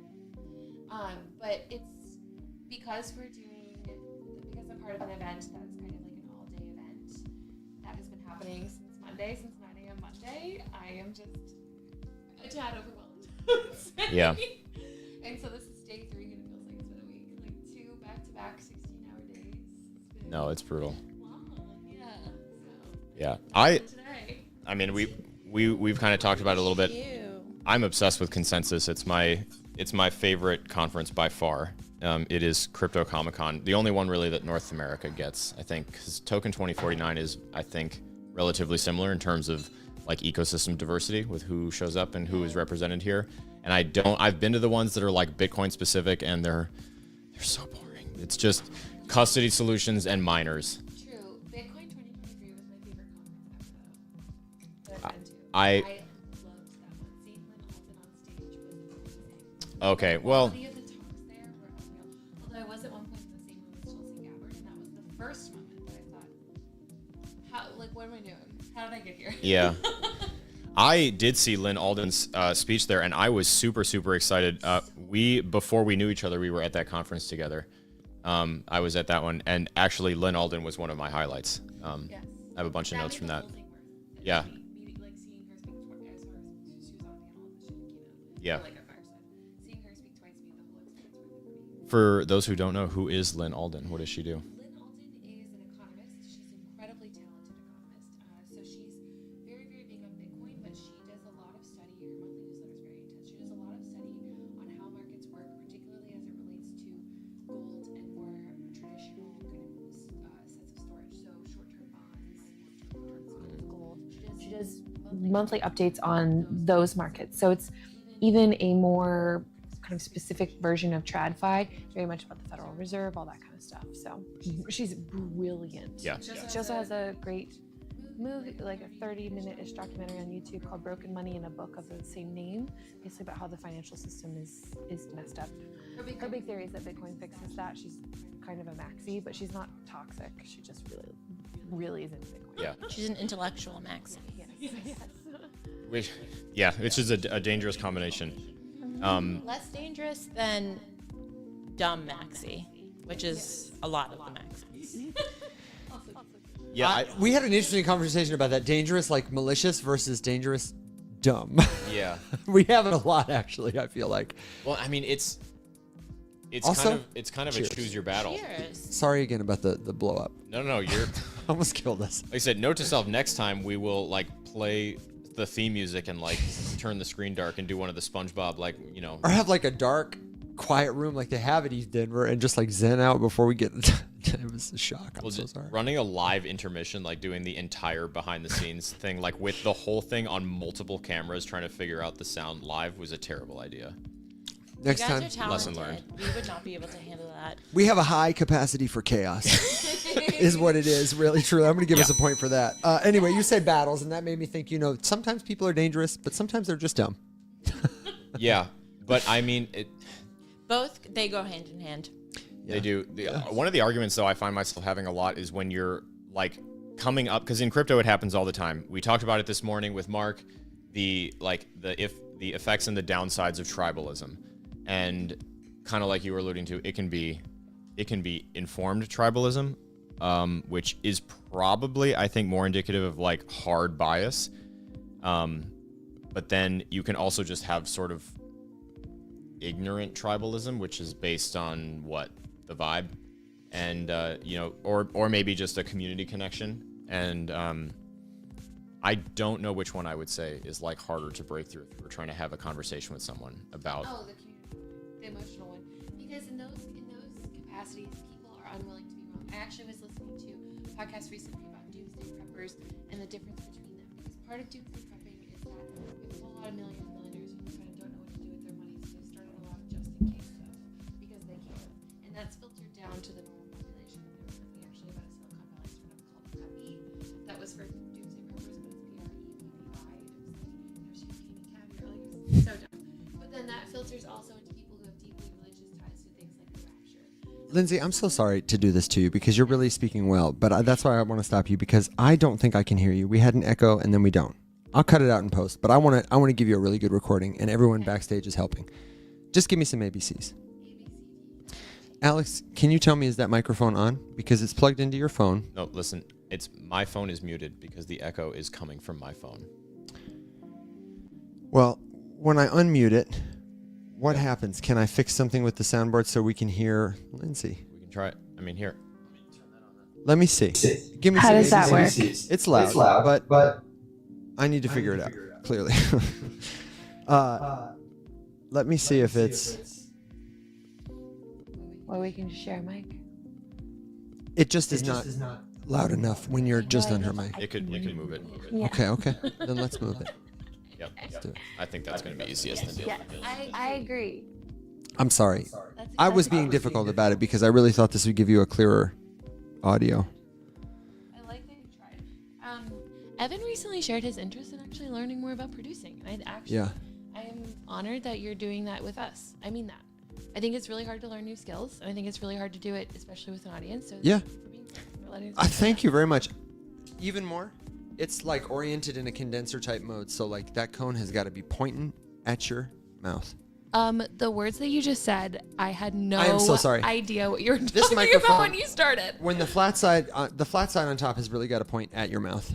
Just the way these mics are set up with this, like, I'm sorry to say, that's an example of my skill gap. Some people have these microphones on their podcast and they're like 5 feet away, and you're like, oh, I can hear you just so perfect, and they're like, over, you know. I know. I'm falling apart. I'm trying to get you in the video. It reflects my mental state. It's Can't okay. you tell? You're doing your best. So yeah, for now, it's an inadequacy in my skill set. Anyways, to finish that thought, Please. doomsday preppers. Yeah, give us your There's thought. two different categories. One is people that do it because they have a lot of money and it's like a whole cottage industry around it. The second is people who believe in the rapture. Now, we've never actually lived through a rapture, but people are always positive that they're the ones that are right about it. And it's going to happen this time. And when they're wrong, or they admit that they're wrong, or they need to change their mind, they're foolish. So that emotional attachment is significantly harder to break than the one that comes from people who think that they might be being logical, but have an actual propensity or openness to being wrong. That was the point. Thank you. We actually have a good friend whose business is selling disaster readiness supplies. And he talks about, he's a huge purchaser of advertising dollars, and he talks about how he advertises on Democrat and Republican TV channels, Democrat and Republican podcasts. He sells hope and he sells fear. And at different times in the market, different messages resonate more with people. And there are some times that are just better than others. But it's really interesting to think about how somebody, manufactures it strategically. Now we're alive together. Everyone's in it. Everyone's in it. here. No more exploding champagne, guys. I mean, the point that you hit on, though, just to drive that home, is that you have to be open to the possibility that you're wrong, and most people are not. I think that's the most important sign of intelligence. And if somebody is not willing to see another perspective or admit that they might be wrong, then they're probably the dumb kind of malevolent. Yeah, I would say so. I do want to give you guys the opportunity really quick, though, since we have you both together, to talk a little bit about Seeking Alpha. Woo! Oh, yeah. And what inspired you guys to do that, and kind of, I guess, what the core message is. I don't want to say the point because it doesn't sound quite the word that I want, but What our goals are. Yeah, your Yes. goals, your mission, your vision. perfect. The why. Go ahead. We started Seeking Alpha because we want to educate more people on crypto. I want to stop feeling like I am the only person on the planet when I'm in a room with my friends who are not in crypto. And so I'm hoping the show will help them understand it in a digestible way. We also just want to fucking talk to each other, and we're funny as fuck. So we want other people to enjoy. Maybe you guys don't think so, but some of our listeners do. I think so. At least one listener does. And that's because my mom listens. No, my mom is actually blocked, but Oh, really? yes. Alex's mom listens to almost every show. My mom is in the audience, out trading everybody. Tell your mom to listen to Seeking Alpha. Maybe she'll find it funny. Yeah. Oh my No, gosh. I yeah. absolutely will. Linda, you heard. You gotta listen. Shout out, Mom. We just have great conversations regularly, and I think it's important to have them publicly because we don't talk about just vapid stuff with each other. We talk about, like, I don't know, personal finance. I called Lindsay about personal finance the other day, and she talked me through it, and it was super helpful. And these are conversations that are important to be having, I think, publicly as women, 30s, single, in crypto. Yeah, so I really think, so I want to give like Larissa total credit here because she actually wrote a podcast plan for us for my birthday last year, which was to date the second best birthday present I've ever received. The first, my sister gave me a nephew on my birthday. So like, that's going to be hard to top. That's hard to top. Yeah. Yeah. But no, it was incredible. And one of the things that isn't as talked about in crypto is this industry is young. It is the Wild West, and the lifestyle you have when you work in it is very different than any other industry that I know of. And so I think giving credence to that and talking about it, I actually had a friend Snapchat me today that said, what in the world do you do that takes you everywhere? And how are you doing this? And why are you doing this? And who are you talking to? And why are you talking to them? And all of this stuff. So sort of explaining the fact that this is a global industry, and that the rules are really still being crafted around how we operate, how we move. And what's important to us is having a seat at the table and crafting those rules. There actually is a chance to do that here. It's not always perfect, but there's a chance. And so the podcast is really, we call it the intersection of Silicon Valley, crypto, Twitter, and Tinder. It's kind of a cheeky way of saying it, but it's really what it's like to be the ones that are on the front lines of building the future, be doing it in the position that we're in and who we are as relatively young, kind of old in the industry, but young otherwise, relatively young, and just having, coming up on a decade of experience living this stuff and what that looks like. So we've been finding our voices more in the kind of edutainment space. It's meant to be fun. It's meant to be real conversations. It's meant to be real topics. Sometimes we explain blockchain basics. Sometimes we walk through personal philosophies. Sometimes, like Larissa said, we're talking about things like personal finance and how we leverage crypto in our own portfolios. But honestly, the crypto part with that personal finance conversation came in like step 8. The first 7 steps were like, this is how we think about it from a personal perspective, and having those conversations out loud as people who are in this industry and all that stuff. So it's, as you hopefully can all tell, we're both very passionate about it. We have a lot of fun in what we do, and with each other, and it's really lovely. So I just want to say I've listened to probably the last like 8 or 10 episodes. I'm catching up. I have a lot of stuff I got to listen to, but the first one I heard was Literal Sweat Equity, running around at conferences. And it's that exact blend of like, here's a real professional here who is like navigating the Paris heat and a tight deadline to get a story. And so you got to have a great conference bag. You got to have a spare shirt. You got to have comfortable shoes. You got to have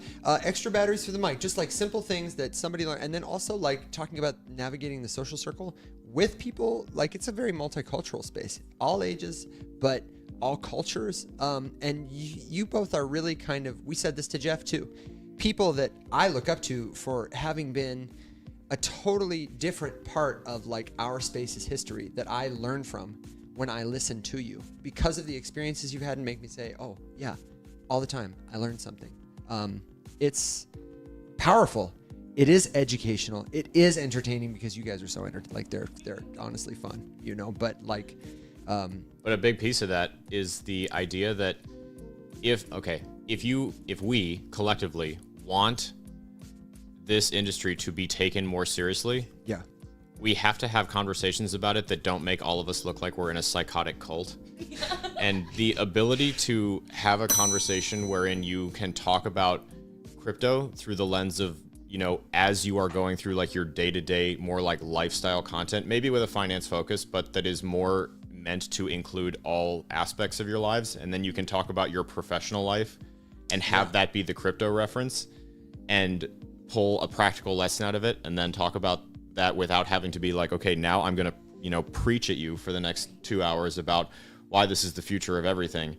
Instead, it can just be like, oh, what do you do? Oh, I work in crypto. And it doesn't have to be this like, stigma-laden sentence that is now going to lead you into a 2-hour lecture that you really don't want to. What did my GPT, we did the GPT roast where you like send it God. You send it your picture and you say, roast me.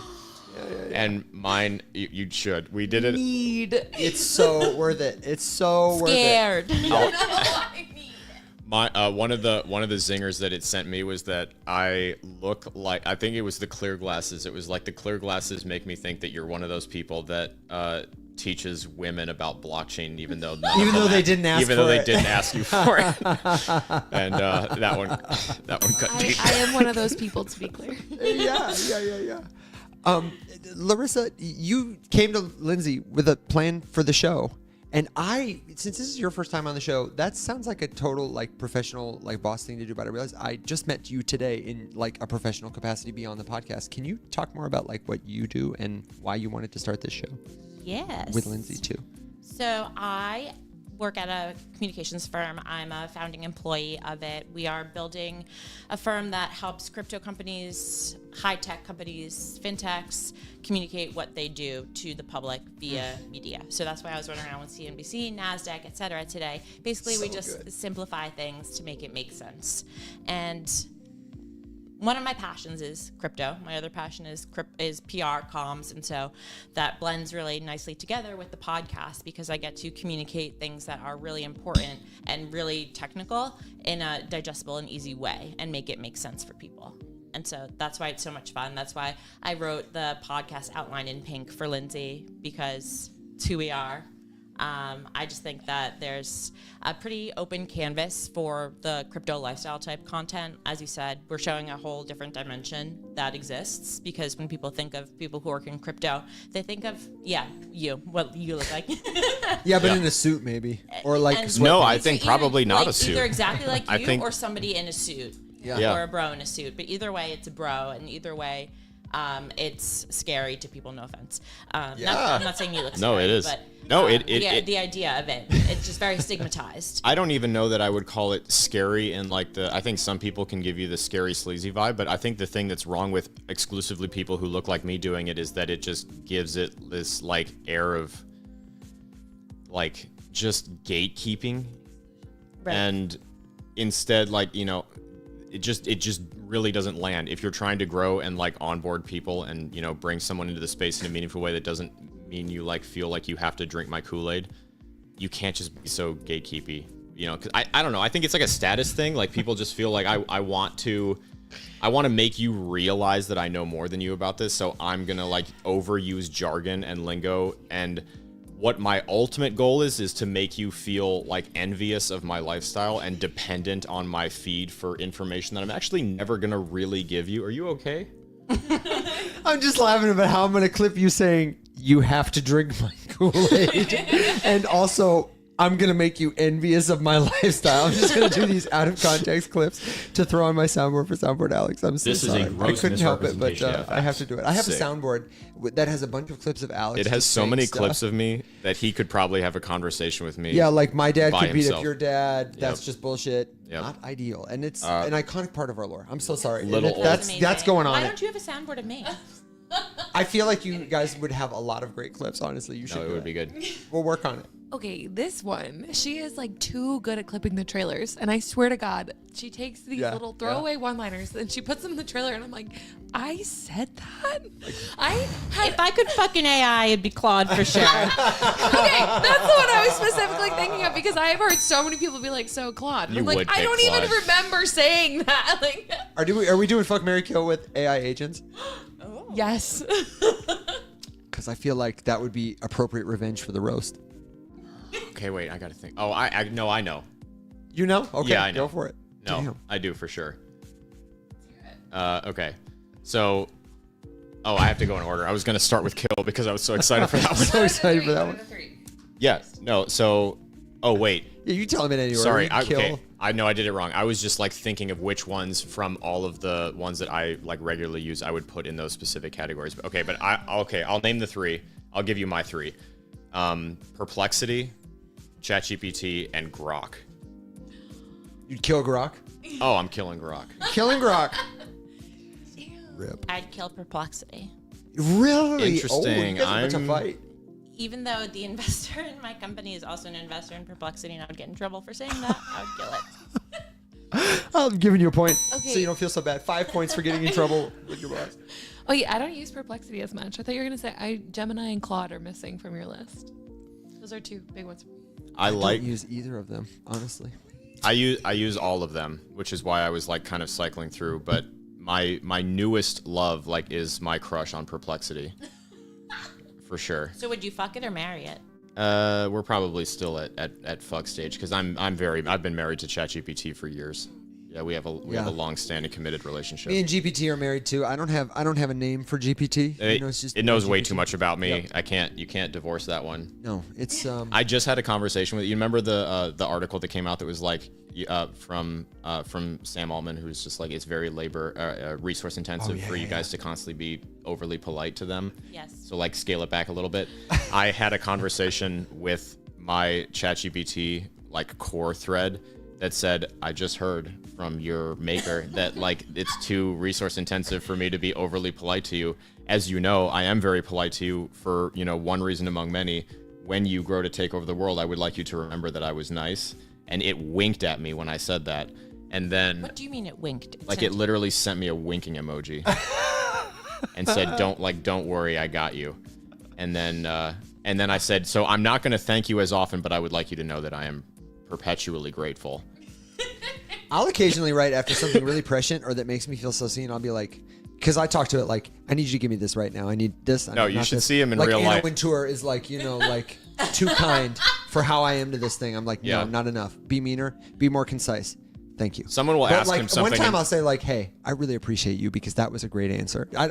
No, he's like in the background, just sweet talking ChatGPT for like, he's not asking it for anything. He's just like whispering sweet nothings into its ear. I just want you to remember this about me because I think it might be important later, and I really appreciate how you listen. I don't know, like none of this is an exaggeration. It happens all the Kimberly's time. watching this, and she's like, I wish. This is my life. Like, you talk to GPT like that? Yeah. I'm like, oh no. Oh, I would. Who would you? Okay, so you got to say Perplexity's who you kill. Fuck Grok, marry ChatGPT. Okay, why Yeah. you fucking Grok? Grok's hot to trot. Yeah, it's all right. It's all right. We're feeling it out. We're seeing. Yeah, okay. I'm at that stage with like, there are some AIs I'd like to be more flirty with, like 11 Labs or that Microsoft that does the podcast. Yes. What? And apparently, like whatever the Baby Jesus podcast is, or the Jesus the Baby. The Talking Baby podcast. I mean, I'd fuck that. Like, I would take it on a date. I would take down. it to the. I mean, I would romance it.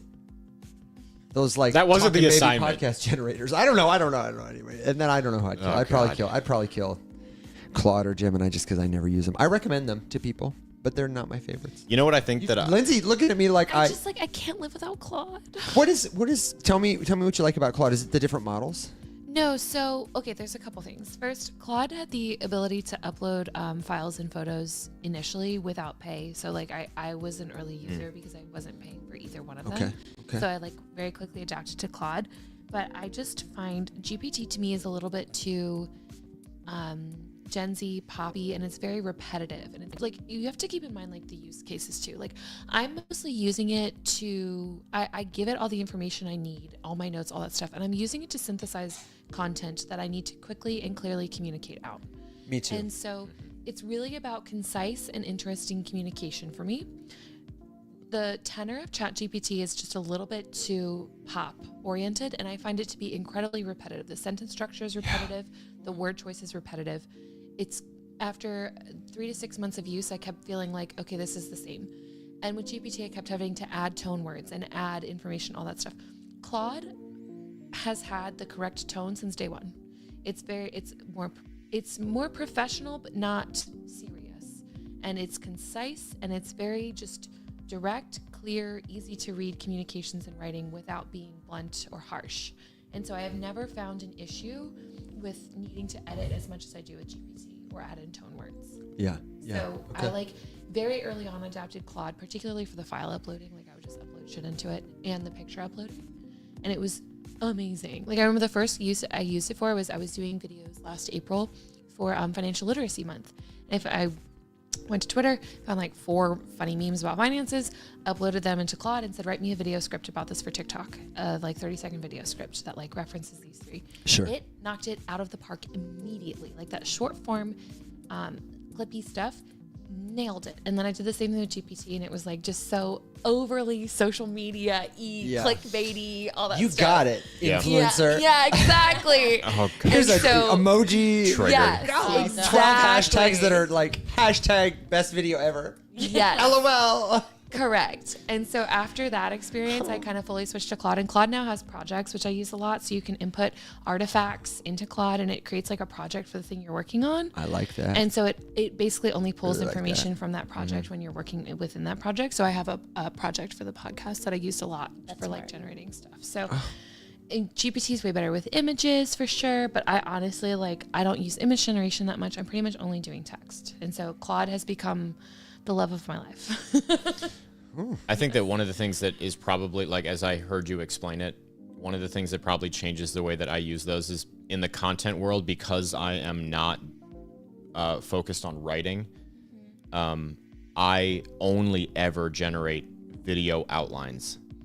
And so all GPT needs to remember from me is like my structure and the points that I want to hit in a video. So then when it gives me some kind of like content reference, I am not getting it to write me a script, because I would agree it's immediately awful at that. Terrible.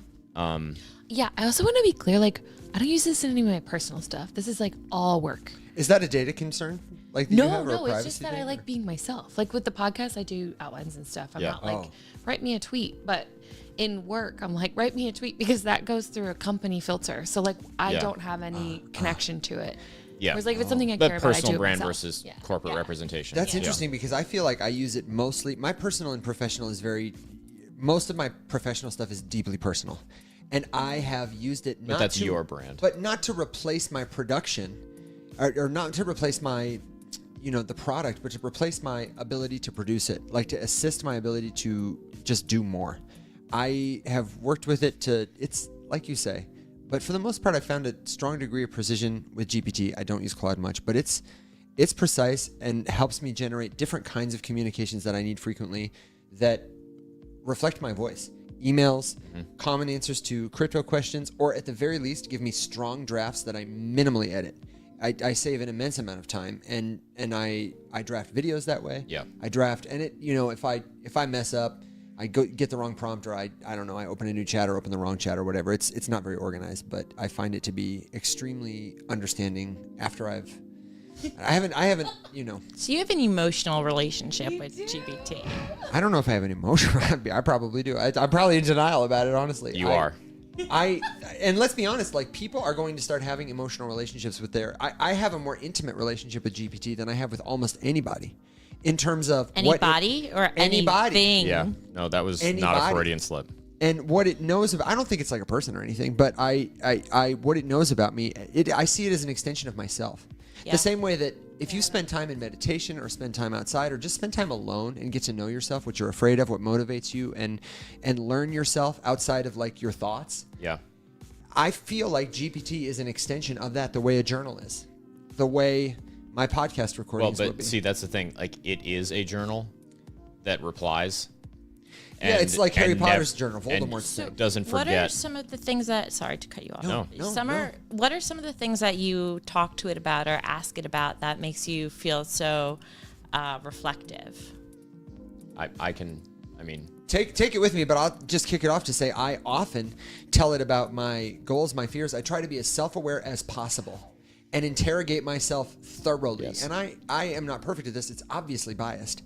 But I gave it a prompt the other day. Do you remember what the prompt was? It was somebody on TikTok shared it, and it was it gave it a very specific personality to respond this way. But it was like, you are a leadership coach who is a gifted communicator, who excels at drawing out latent talent and noticing brilliance in like whatever people. Like you pick out what is unique about them, and you are realistic but frank and da-da-da-da. And I want you to assess me thoroughly like a personality coach might. It was a really good prompt. And I have part of my master's focus was organizational leadership. Very corporate, like what is leadership? I took every assessment, the DISC, did all the personality tests. The Enneagram is like an area of intense interest and study for me, like self and other orientation. I'm an actor. It's my background, you know, analyzing people. So I've done a lot of that work in my life. And this thing gave me an assessment.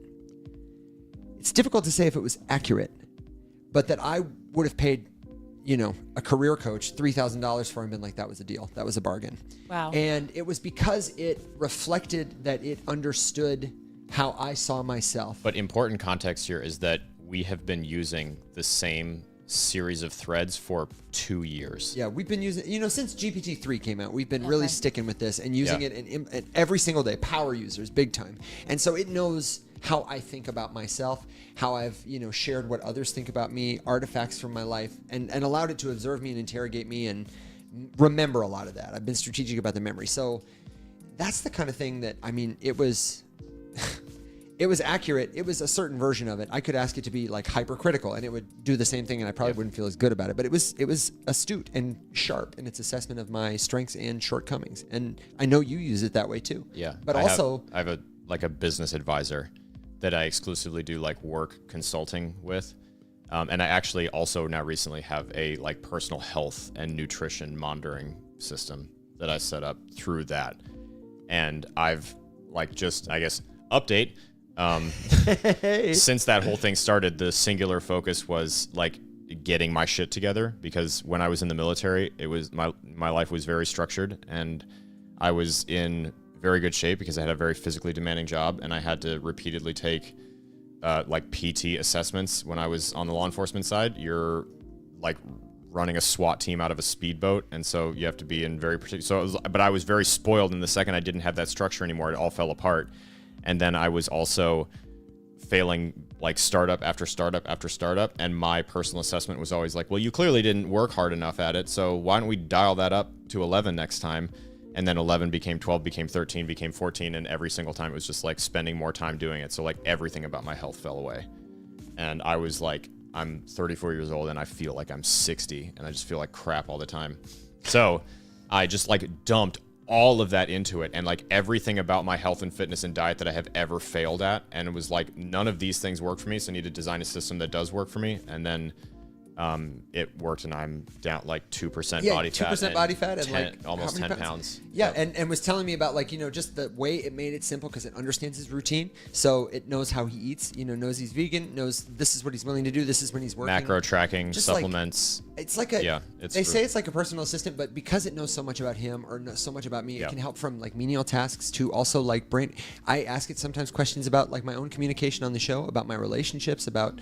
It's scary how much it knows about me, and Microsoft owns it. I do want to ask you though about, because you mentioned like a Perplexity connection, and that's like the newest one that I have been spending a lot of time with from the work side, like for deep research, because it's so good at cataloging like items. And the first thing that I prompted that made me really, really, really respect it as a model was that I was trying to look up something about some Web3 game thing, and I typed it in wrong. So I didn't send it the right name, and it was just like, I don't know.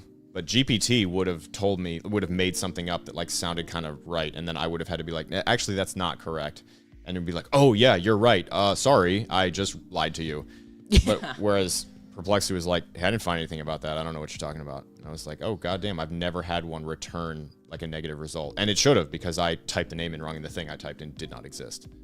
So I'm curious to hear about the work connection with Perplexity that you referenced. Oh, it's not really a work connection. We just, Perplexity and my company share an investor. Oh, okay. So, I mean, have you had any insight into like talking to them as an entity or anything like that? Or, because he's curious. I'm very nosy. Honestly, no. I'm sorry. No, it's the coolest one that I have for that super specific purpose of like getting deep information about something with like way better sourcing. Yeah, no, that's good to know. That I have heard that it's good for research. I honestly underuse it. I use ChatGPT mostly, and I use it primarily for research purposes. My job is very research heavy, writing heavy, and so I'll use it to synthesize a lot of information. Never for personal stuff. So if I were to ask it anything about me, like personality-wise, reflection-wise, it would be like, bitch, you dumb. Like, you don't know shit about fuck. You're always asking me questions. Yeah, like, why are you so curious? I never share anything with it. I don't do anything proactively as far as I'm gonna send like, you guys the prompt because I want you to ask it yeah, that please. without having the same one personal time, context. accidentally, I was researching something for the podcast and I was giving it context about my podcast co-host Lindsay and I pressed enter too soon and all I said was my podcast co-host Lindsay and it was like, great to know that your podcast co-host name is Lindsay. I'll enter that into my memory so that I remember it for next time. And I was like, One of the things I did right before COVID, I was in a play called Marjorie Prime, and it was made into a movie. I think what's the guy from Mad Men that everybody likes? He was John Hamm. That's right, John Hamm. Sorry, he played Walter Prime, who is Marjorie's husband in a world where Marjorie is like 82.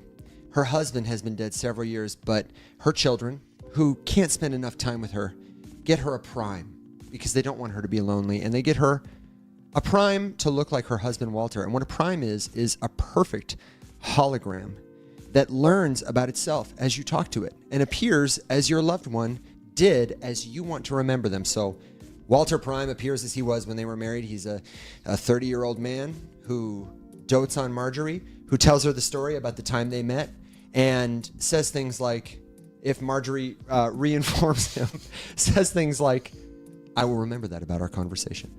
But then becomes like indistinguishable from a person, except that sometimes they say things like that. I will hold that in my memory. yeah. And it's interesting because Marjorie will say, after he tells her the story of how they met, she'll say, instead of going to a regular movie theater, what if we went to one with red velvet seats? And what if we saw Casablanca? And he says, I'll remember that you like it that way. And the end of the play is these primes that have outlived their humans sitting around talking to each other and telling each other these stories as people have asked them to remember them, but as if they are real, and they have these very interesting sort of emotional relationships and connections, it seems, to the material. Obviously, we don't have to worry about that for at least 3 more months, but... Yeah, when can I get a Prime boyfriend? Yeah. I'll remember that you like it that way. Amazon Prime is probably going to charge you That is what I want in a man. just $100 a month. Honestly, wouldn't we all? Imagine I would be obsoleted like that, man. You accidentally stop paying the subscription.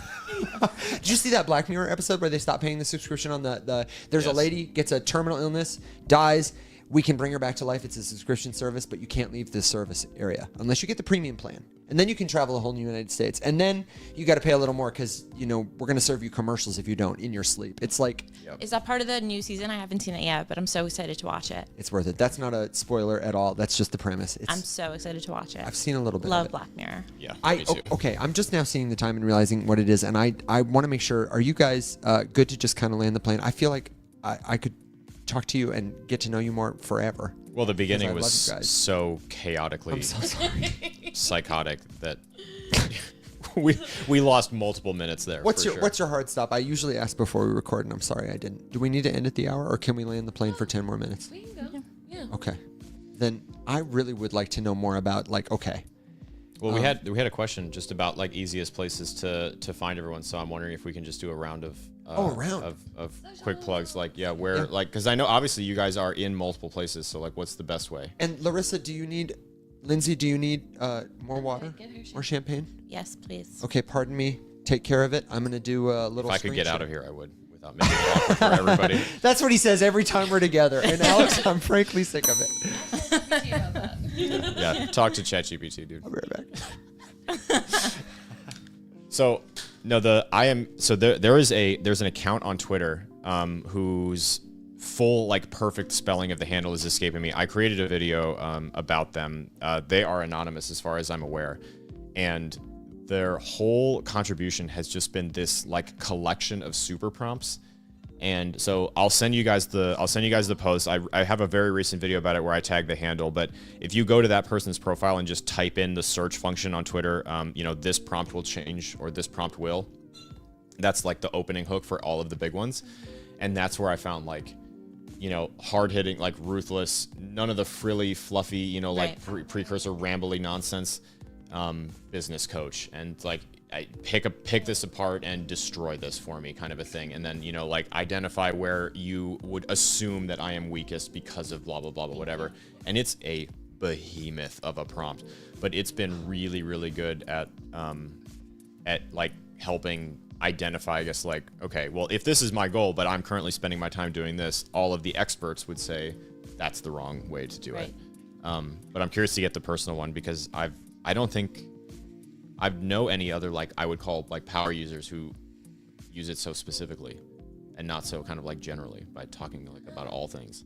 Well, okay, so I'll admit, like, I have a couple more use cases. There it is.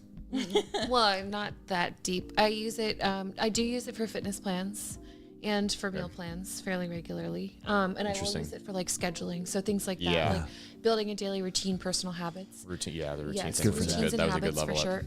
Fitness plans has been really awesome. Like, it's great to show up to the gym and just be like, or anywhere. Like, I have 30 minutes. What can I do with this? Like, so much easier. Yeah, I have X amount of time. I have this equipment in front of me, and I can, like, I'm limited by this injury. Build me a plan. Yes, for sure. Food, occasionally, like, if I have a bunch of kind of random leftovers, I'll ask it for recipes. Plus, now just take a picture of your fridge and send me, like, make me something with this. Yeah, exactly. And I have experimented, and I do, like, although I've been inconsistent about it, I do use an AI journaling platform. So basically, like, I'll write in a bunch of stuff and then it'll say go deeper, and or I'll say go deeper and then it will ask questions based on what I wrote. So that's like a very specific AI journaling platform. That's interesting. What's it called? I'll have to find the name because someone else sent it to me and said to try it, and I can't quite remember the like brand name. I just sort of type it in the search bar and it auto populates, and I can't remember how I got started. But I do enjoy I have been finding the journaling aspect useful. Because of ChatGPT's tenor, I haven't, I think, trusted it to be like a business coach kind of thing, or like a coach in that way. The AI journal is a little bit like more focused and directive.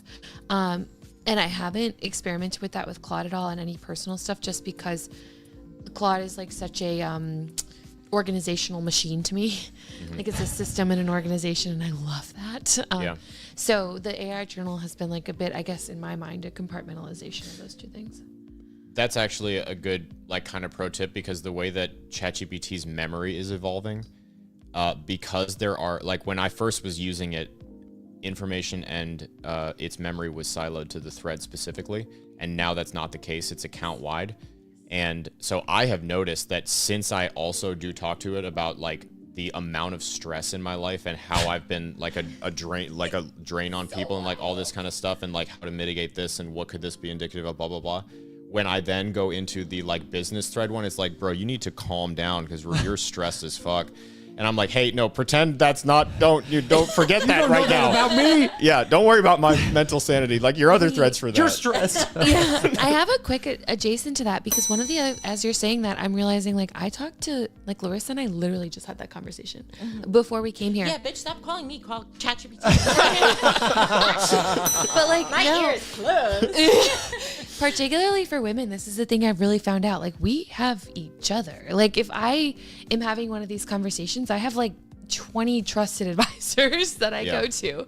So like, I do think that may be like a good way for you all to have those conversations in a place that feels really, really comfortable for you. Yes. I was born into places where that's comfortable for me. I gotta say, men don't have that. Alex and I have that. Interesting. Men don't have that. But I also think that women could use it more, because a lot of the time when you're talking to a friend, like, depending on the friend, their advice might be trash, or it might just be reinforcing, false optimism that you have, or encouraging bad decisions, and etc. So the self-consciousness and guilt of like dumping stress on someone that you care about. And then there's that component. So I think I'm gonna write to ChatGPT tonight and see what happens. Yeah, and use the voice feature. It interrupts me, like, it doesn't let me pause, but I will. Evan loves to pause for dramatic effect. When he's no, I have to talk to it like this, and I have to say I can't pause. If I pause for more than two, I did it yesterday with Alex. I was like, hey, every time I talk to you like this and I pause for longer than 2 seconds, you interrupt me. So don't interrupt me until I say, I am complete. And it was like, I understand. I'll wait for you to say, I am complete. And I was like, great.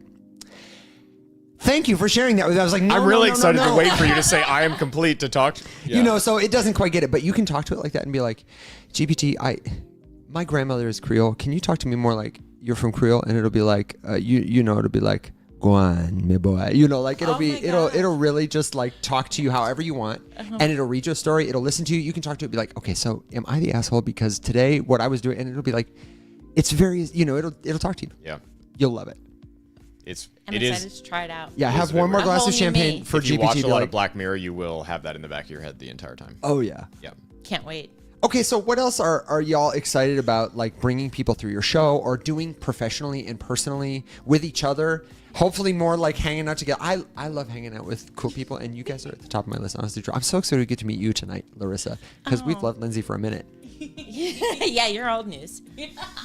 No, she's perennial news. But when I saw you at the conference, I was like, oh hell yeah, that's Larissa. You were like a pro running everything. It's because of Larissa that I got to like even connect with Nathan Allman, the CEO of Ondo. She was, I will say, handling him in a very professional way. Thank you. Like you clearly had a plan to take care of him, make sure he was where he needed to be, and other clients too. Yeah. You were not just on his detail, but it was great. And I said, so maybe you can help me get connected with him when it's convenient. She said, yeah, of course we can do it. Of course. Made it yeah. easy for him, for me. And so, like, what are you guys doing next with each other, with the show, with your work? What are we doing next? With us? What are coming we doing back? next? Yeah, definitely coming back. Go ahead. No, you go. I was gonna bullshit. You. I knew you were gonna. You had that. I'm gonna pass the mic to you. Look in your eye. I have actually gotten used to this. She gives me a specific look when she doesn't want to answer.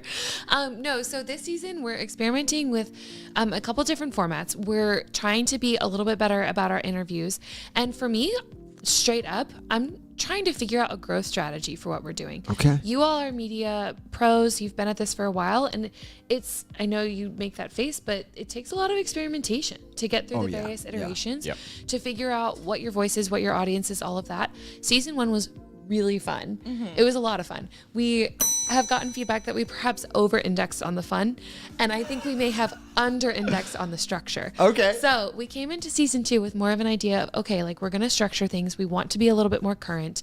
We want to bring in guests and be really thoughtful about how we do that so that we actually maintain our audience, entertain our audience, and keep doing that. And I think like both of us just want to be out there more, online, in person, whatever it is. Like I'm really spending this year trying to figure out the balance of how I want to put myself out there personally. It's a bit strange because we talk so much about our lives, but I realized I still do have a barrier of privacy about certain things that I'm pretty strict on. So I'll always share my thoughts and opinions. I share a little bit less about like what's actually going on in my real life. Sure. And so figuring out kind of where that line is, but I want to be out there more with writing. I'm super passionate about writing. Larissa's super passionate about media. And like particularly traditional media. She's what we might call a press beast. Which is, she's truly a regular Samantha Jones, which is one of my favorite I don't features. doubt it. Not at all. Yeah, very good at it. But yeah, so just I'm spending more time experimenting with how I want to be out there online, and I'm using the show as a platform to do that. We have like those dumb things called KOLs, and yeah, I want to be one. Not because I want that title at all, but I feel like I see so many shit people online, and I know I'm not a shit person, and I would like to take up more of the mind share to take away the mind share from the shit people. And so I'm experimenting with ways on how to do that, and I'm looking forward to spending more time with you all and learning more about that truly. So that's actually truly high on the priority list. That is such a wonderful thing to hear, because Alex and I, we're proud of what we've done, but we're very humble about it in terms of this is not, Too humble. Well, no, I don't mean to say like, please, but so humble. That was a very Zacharific. yeah, we're handsome, we're rich, we're smart, we're so humble. I could use a little more rich, a little less humble. I don't know about you, but you are both so. First of all, I love how verbal you both are. You both have a way of capturing with words and the way you use them and just the way you show up to share them. I have a really deep appreciation for that. Lindsay knows what a spoonerism is, which puts her in a vaulted, like club of people. And like Larissa, I can see that you're a total, a strategic but also present, like navigator of the making meaning system. Like I can see that. I can totally see it. Well, you can't fake chemistry. No. It's really important for like love each other and love. We've to almost kissed so many times going in for this mic. Honestly, us too. Like at this point, I'm surprised it hasn't happened on like accident. Well, Or on purpose. It is after dark. But no, I mean, that's one of the compliments that we get all the time. And it's one of my biggest criticisms for other. Okay, it's hard to be a streamer and a live broadcaster. It's also really hard to do it with a friend because there is just like this inherent difficulty of like not wanting to step on people and trying to time, you mentioned like knowing the look when whatever. That's the same thing. Like if I'm over here and answering a question in the chat, because I try to usually, I'm very sorry guys, I'm usually like much Alex more is in the chat, like in the comments replying to stuff and all that kind of shit. And Evan can tell when he's like reading me in for a question, he looks at me, he's like, this dude hasn't listened to a single thing I've said for the past 3 minutes, so I'm just gonna take it and go somewhere else with it. And then like reading me back in, and all of it is like the subliminal messaging and the like telepathic communication, because if you don't have that and you're trying to watch a show with more than one person on it, it is really hard to watch. Yeah, I gave Lindsay that you take the mic look because I was going to say, what's next? Casamigos sponsorship. And I knew Lindsay would be like, shut up. And so that's why I gave her the mic first. But yeah, what's next? Casamigos sponsorship. Hell yeah. We're trying to get Chewy. Alex has about 1 million dogs. Yes. Honestly, that would be a killer sponsor for us. Amazing. We're also trying to get Warby Parker because we have the same exact pair of glasses. Yes. Adorable. It is, I tag Warby Parker at least twice a week because I get the comment like, hey, I would really like to get into crypto. I think that means I need to buy the glasses. So like, where do I get them? Oh, that's a good one. I'll tag Warby Parker. And they liked the first few of them. And then I think they got sick of me. But no, I mean, I don't know. The Chewy would be great. Chewy would be a natural, although Chewy knows that I love them and I will shill them until the day I die completely for free. They send our dog rescue a shitload of free stuff every month. They like boxes and boxes of returns, and they write me a card every time, like a personal card that's written by someone by hand every time one of our dogs passes away. They like they donate all kinds of shit. Like you try to go through the return process and like, they're like, keep it, donate it to a rescue, do whatever. Like, here's your money. That's cool. Yeah, they're like the Costco of just like dog food and like all kinds of stuff. I mean, medication, whatever. But they're awesome. They sent us a hand painted like oil painting of one of my dog's portraits on a tiny little canvas, which is literally still sitting on the mantle at my house. Yeah, I mean they are wonderful. I will show them to the day I die. I am realizing that we asked you for 10 minutes and it's already been 11. And I want to ask you one more question to follow up. Is that okay? Yeah, before we get like, okay, thank you. Then we can all go to Casamigos and ply them for sponsoring your show. We're gonna set that up. you. Absolutely. Yeah. I wanted to hear, Lindsay, you elaborate on writing. You said you want to write more. Are you thinking like tweeting, blogging? Are you thinking like writing articles? Are you thinking like policy journalism? Are you thinking, what is your Policy, vision right? for that?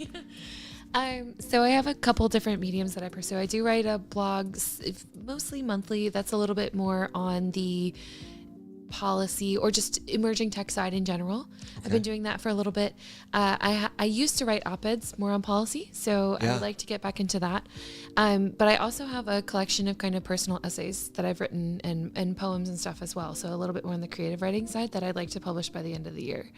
So I'm a huge reader, and so along with that comes writing. It's always come naturally to me. And then being funny online is also hella important to me. So clearly, where is your writing cataloged? So blog is on Medium. I see you have it pulled up, which is awesome. I'm so hoping this is it. Nailed it. So that's really awesome. And then op-eds, I don't have a catalog yet. And like I said, that collection of essays I actually want to put up on Gumroad for a pay is what you want kind of thing.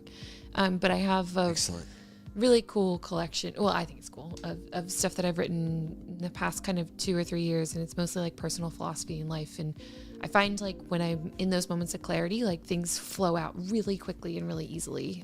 So they've been fun to put together. So yeah. That's medium.com/@Lindsay with an A _thoughts. And I want to read it. I absolutely would really like to see those things from you, especially your essays. I've wanted to dedicate more time to writing. I don't think it's the right season in my life to do it, but I can't wait to read yours. Thank you. Yeah. Yeah. Also, it's Lindsay Thoughts because my name is Lindsay Poss. So there's like I try to like rhyme. I mean, it's not a full rhyme, but I try to like. No, but if you use were that. flowing it, it Yeah. would sound right. Yeah. Lizzie Thoughts. Her real name is Lizzie Poss. Yeah, absolutely. You know, whatever. Yeah. I wouldn't rhyme it like that though. That's like such a. Are you trying to give me a point? Thank you very much. I'll take it. This game is completely rigged because he controls the points. Yeah, and someone gave Jeff the Dunker 10 points, and if the audience says give him a point or gwump him, so, you know, I'm here to do it. Which brings me to say, thank you for being the very best part of what we do. If you've got a question, a last-minute suggestion, a good joke, or a word of wisdom before we ride our dogs and ponies into the sunset to maybe go to see Polygon and maybe go see Casamigos and maybe do a, I don't know, before we go to bed. I got to go to bed. We got to do a show tomorrow. No going to bed. It's going to be hours yet. Strap in. Oh my God. Miles to go before we sleep. Thank you to Jeff the Dunker for hanging out. If you missed Jeff the Dunker, you got to go back to the start of the episode. And if you missed the start of the episode or you just want to see it again because you love the ladies, you love hanging out with Alex, you want to hear the traumatic bang, I won't put it in the recording. If you're here for the middle of the episode, I'm very sorry. So sorry. To our listeners in That was podcast awful. land who weren't here, they're going to be like, the hell is he talking about? Yeah, and let's keep it that way. If you got a final thought, though, leave it in the comments. Come back. We'll be live tomorrow, 7 a.m. Central Standard Time. And tomorrow is our event on John Street, the Ballroom Bowl. 6 p.m., I think, is when we're getting together. It's at the riseupmorningshow.com. We would love to see you there. It's totally free. And if you can't be there, don't worry. We'll be online at the Rise Up Discord server at the riseupmorningshow.com. And we will have all the links to the Seeking Alpha podcast, to Lindsay, to Larissa, to Jeff the Dunker, and so much more in the description for you. But now, my friends, it's time to give a final thought. And I would love for you ladies, unless you want Alex to go first, because then you can. Or, what we could do is do points. But I usually like to give people final thoughts to rack up some extra points. Yeah. Okay. I am just obviously very grateful that you guys made the time and that you especially, is it Baird or Boar with us through the middle of that kerfuffle? They get it. 'Cause They have a God- show too. But God, that was awful. It was awful. I think it was worse. like- I think it hurt you more than it hurt them. No, hurt me. it did Hurt my because ego. I'm going to be thinking, I'm going to be self-conscious about how awful that transition was for a very long Man, time. No. It'll be fine. It's one thing that we haven't had to do. We've never had to deal with an explosion on stream while we were pouring That's true. champagne for That a was the mid-show first. transition. So now we'll have a code for it. Yeah. It'll be fine. I'm giving us a point.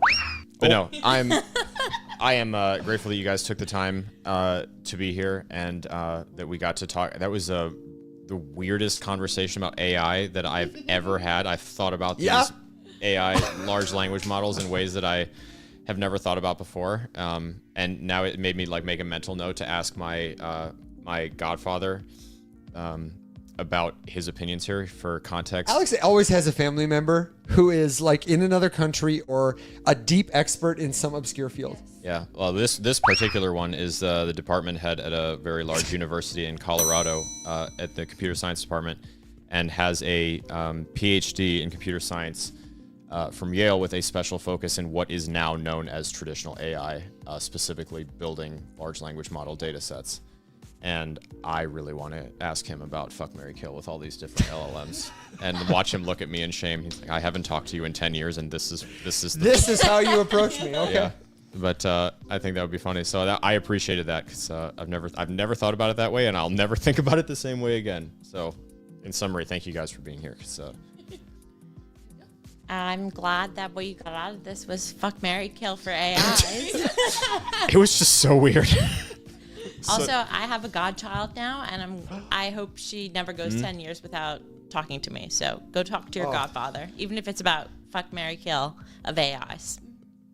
And that's all for me. But thanks for having us. And where would It's you been have fun. people find you specifically online? Yeah, shameless At plug. Larissa Bunziak, LARISSABUNDZ. Sound the rest out. Did you on get all Twitter. that? There will be a quiz later. Yeah, on Twitter and elsewhere. / not on Instagram. Larissa Buns, BUNDZ. Okay, got it. I've got the little screen share able to find you. Don't fret, don't sweat. And Lindsay, what about you? Final thought is it's always so wonderful to be in the presence of you two. I feel like my favorite part about these conversations is that we're all learning together, and that's one of my favorite ways to spend time with people. So thank you for creating that environment for us and the listeners. And we will of course be back. And I am at Lindsay Poss on everything. It's like boss, but with a P. Also, I didn't know we were playing a game about these points, so we're gonna need a redo of this whole thing. Oh no, you slayed. You killed it. Yep. Here's what we'll do. Here's what we'll do. I've got a little drum roll going on because I've got to give everybody the points, and I will tell you one more time. All the links from this episode will be in the description on your favorite podcast platform or YouTube. Head to theriseupmorningshow.com to find it. But now there's no more time, no more points, as they stand in last place with 5 gwumps, shit people, womp womp womp, with 3 grumps, Jesse Pollak's Coin It movement, and we've got a couple people that have 1 point. BitVegas, Uniswap, The Color Pink, Morpho, all looking pretty good here with 1 point. Seeking Alpha has 2 points, and that means in 4th place with 8 points. You know him, you love him, just not as much as me, Mr. Alex Popovich. Oh my God, this is great. With 10 points in 3rd place. Thank you very much. Beating Alex for the first time in as many weeks. It's me, 3rd place, and that means in 2nd place with 18 points. Jeff the Dunker. In 1 hour, he did it. He did it. He did it. I can't believe it, but I have given you both the honor to share this victory, a tie for 1st place with your co-host, Larissa and Lindsay. Give it up. You guys had both 20 points and then some change. I think, Larissa, I gave you 5 points 2 or 3 times, and Lindsay, I think I did for you too. One because I was trying to catch you up, but then you just were so funny and poignant and smart and. Don't go easy on me. No, and so I wanted to say congratulations. We have not picked. The prize is some canned applause for you, but we're gonna, thanks to the generosity of all the sponsors here. I'll take the soundboard too. Oh, the soundboard, great! It's in the mail. Our friends at Polygon have given us so much cool swag that we're gonna send a Polygon like swag pack to one of the viewers from the live show tonight. We're gonna pick them randomly after the show. So thank you. Yes. You for being the very best part of what we do. And if you're listening to the recording in the future on YouTube or on your favorite podcasting platform, hello. We hope your candles are green. And we would invite you to join the live stream. We're here Monday through Thursday, 7 a.m. Central Standard Time, and Wednesdays after dark, 7 to 9 p.m. And this week we're at Consensus in Toronto. We are so excited to be here with you. With you, ladies, thank you for joining us. Alex, thank you as always. Tomorrow, Will Watson will be back with us, though not on the show, and we will have Sam Stefanina to round out day 2. Very exciting. So until then, my friends, everybody stay safe, be well, Cheers. rise up, and cheers. Beautiful.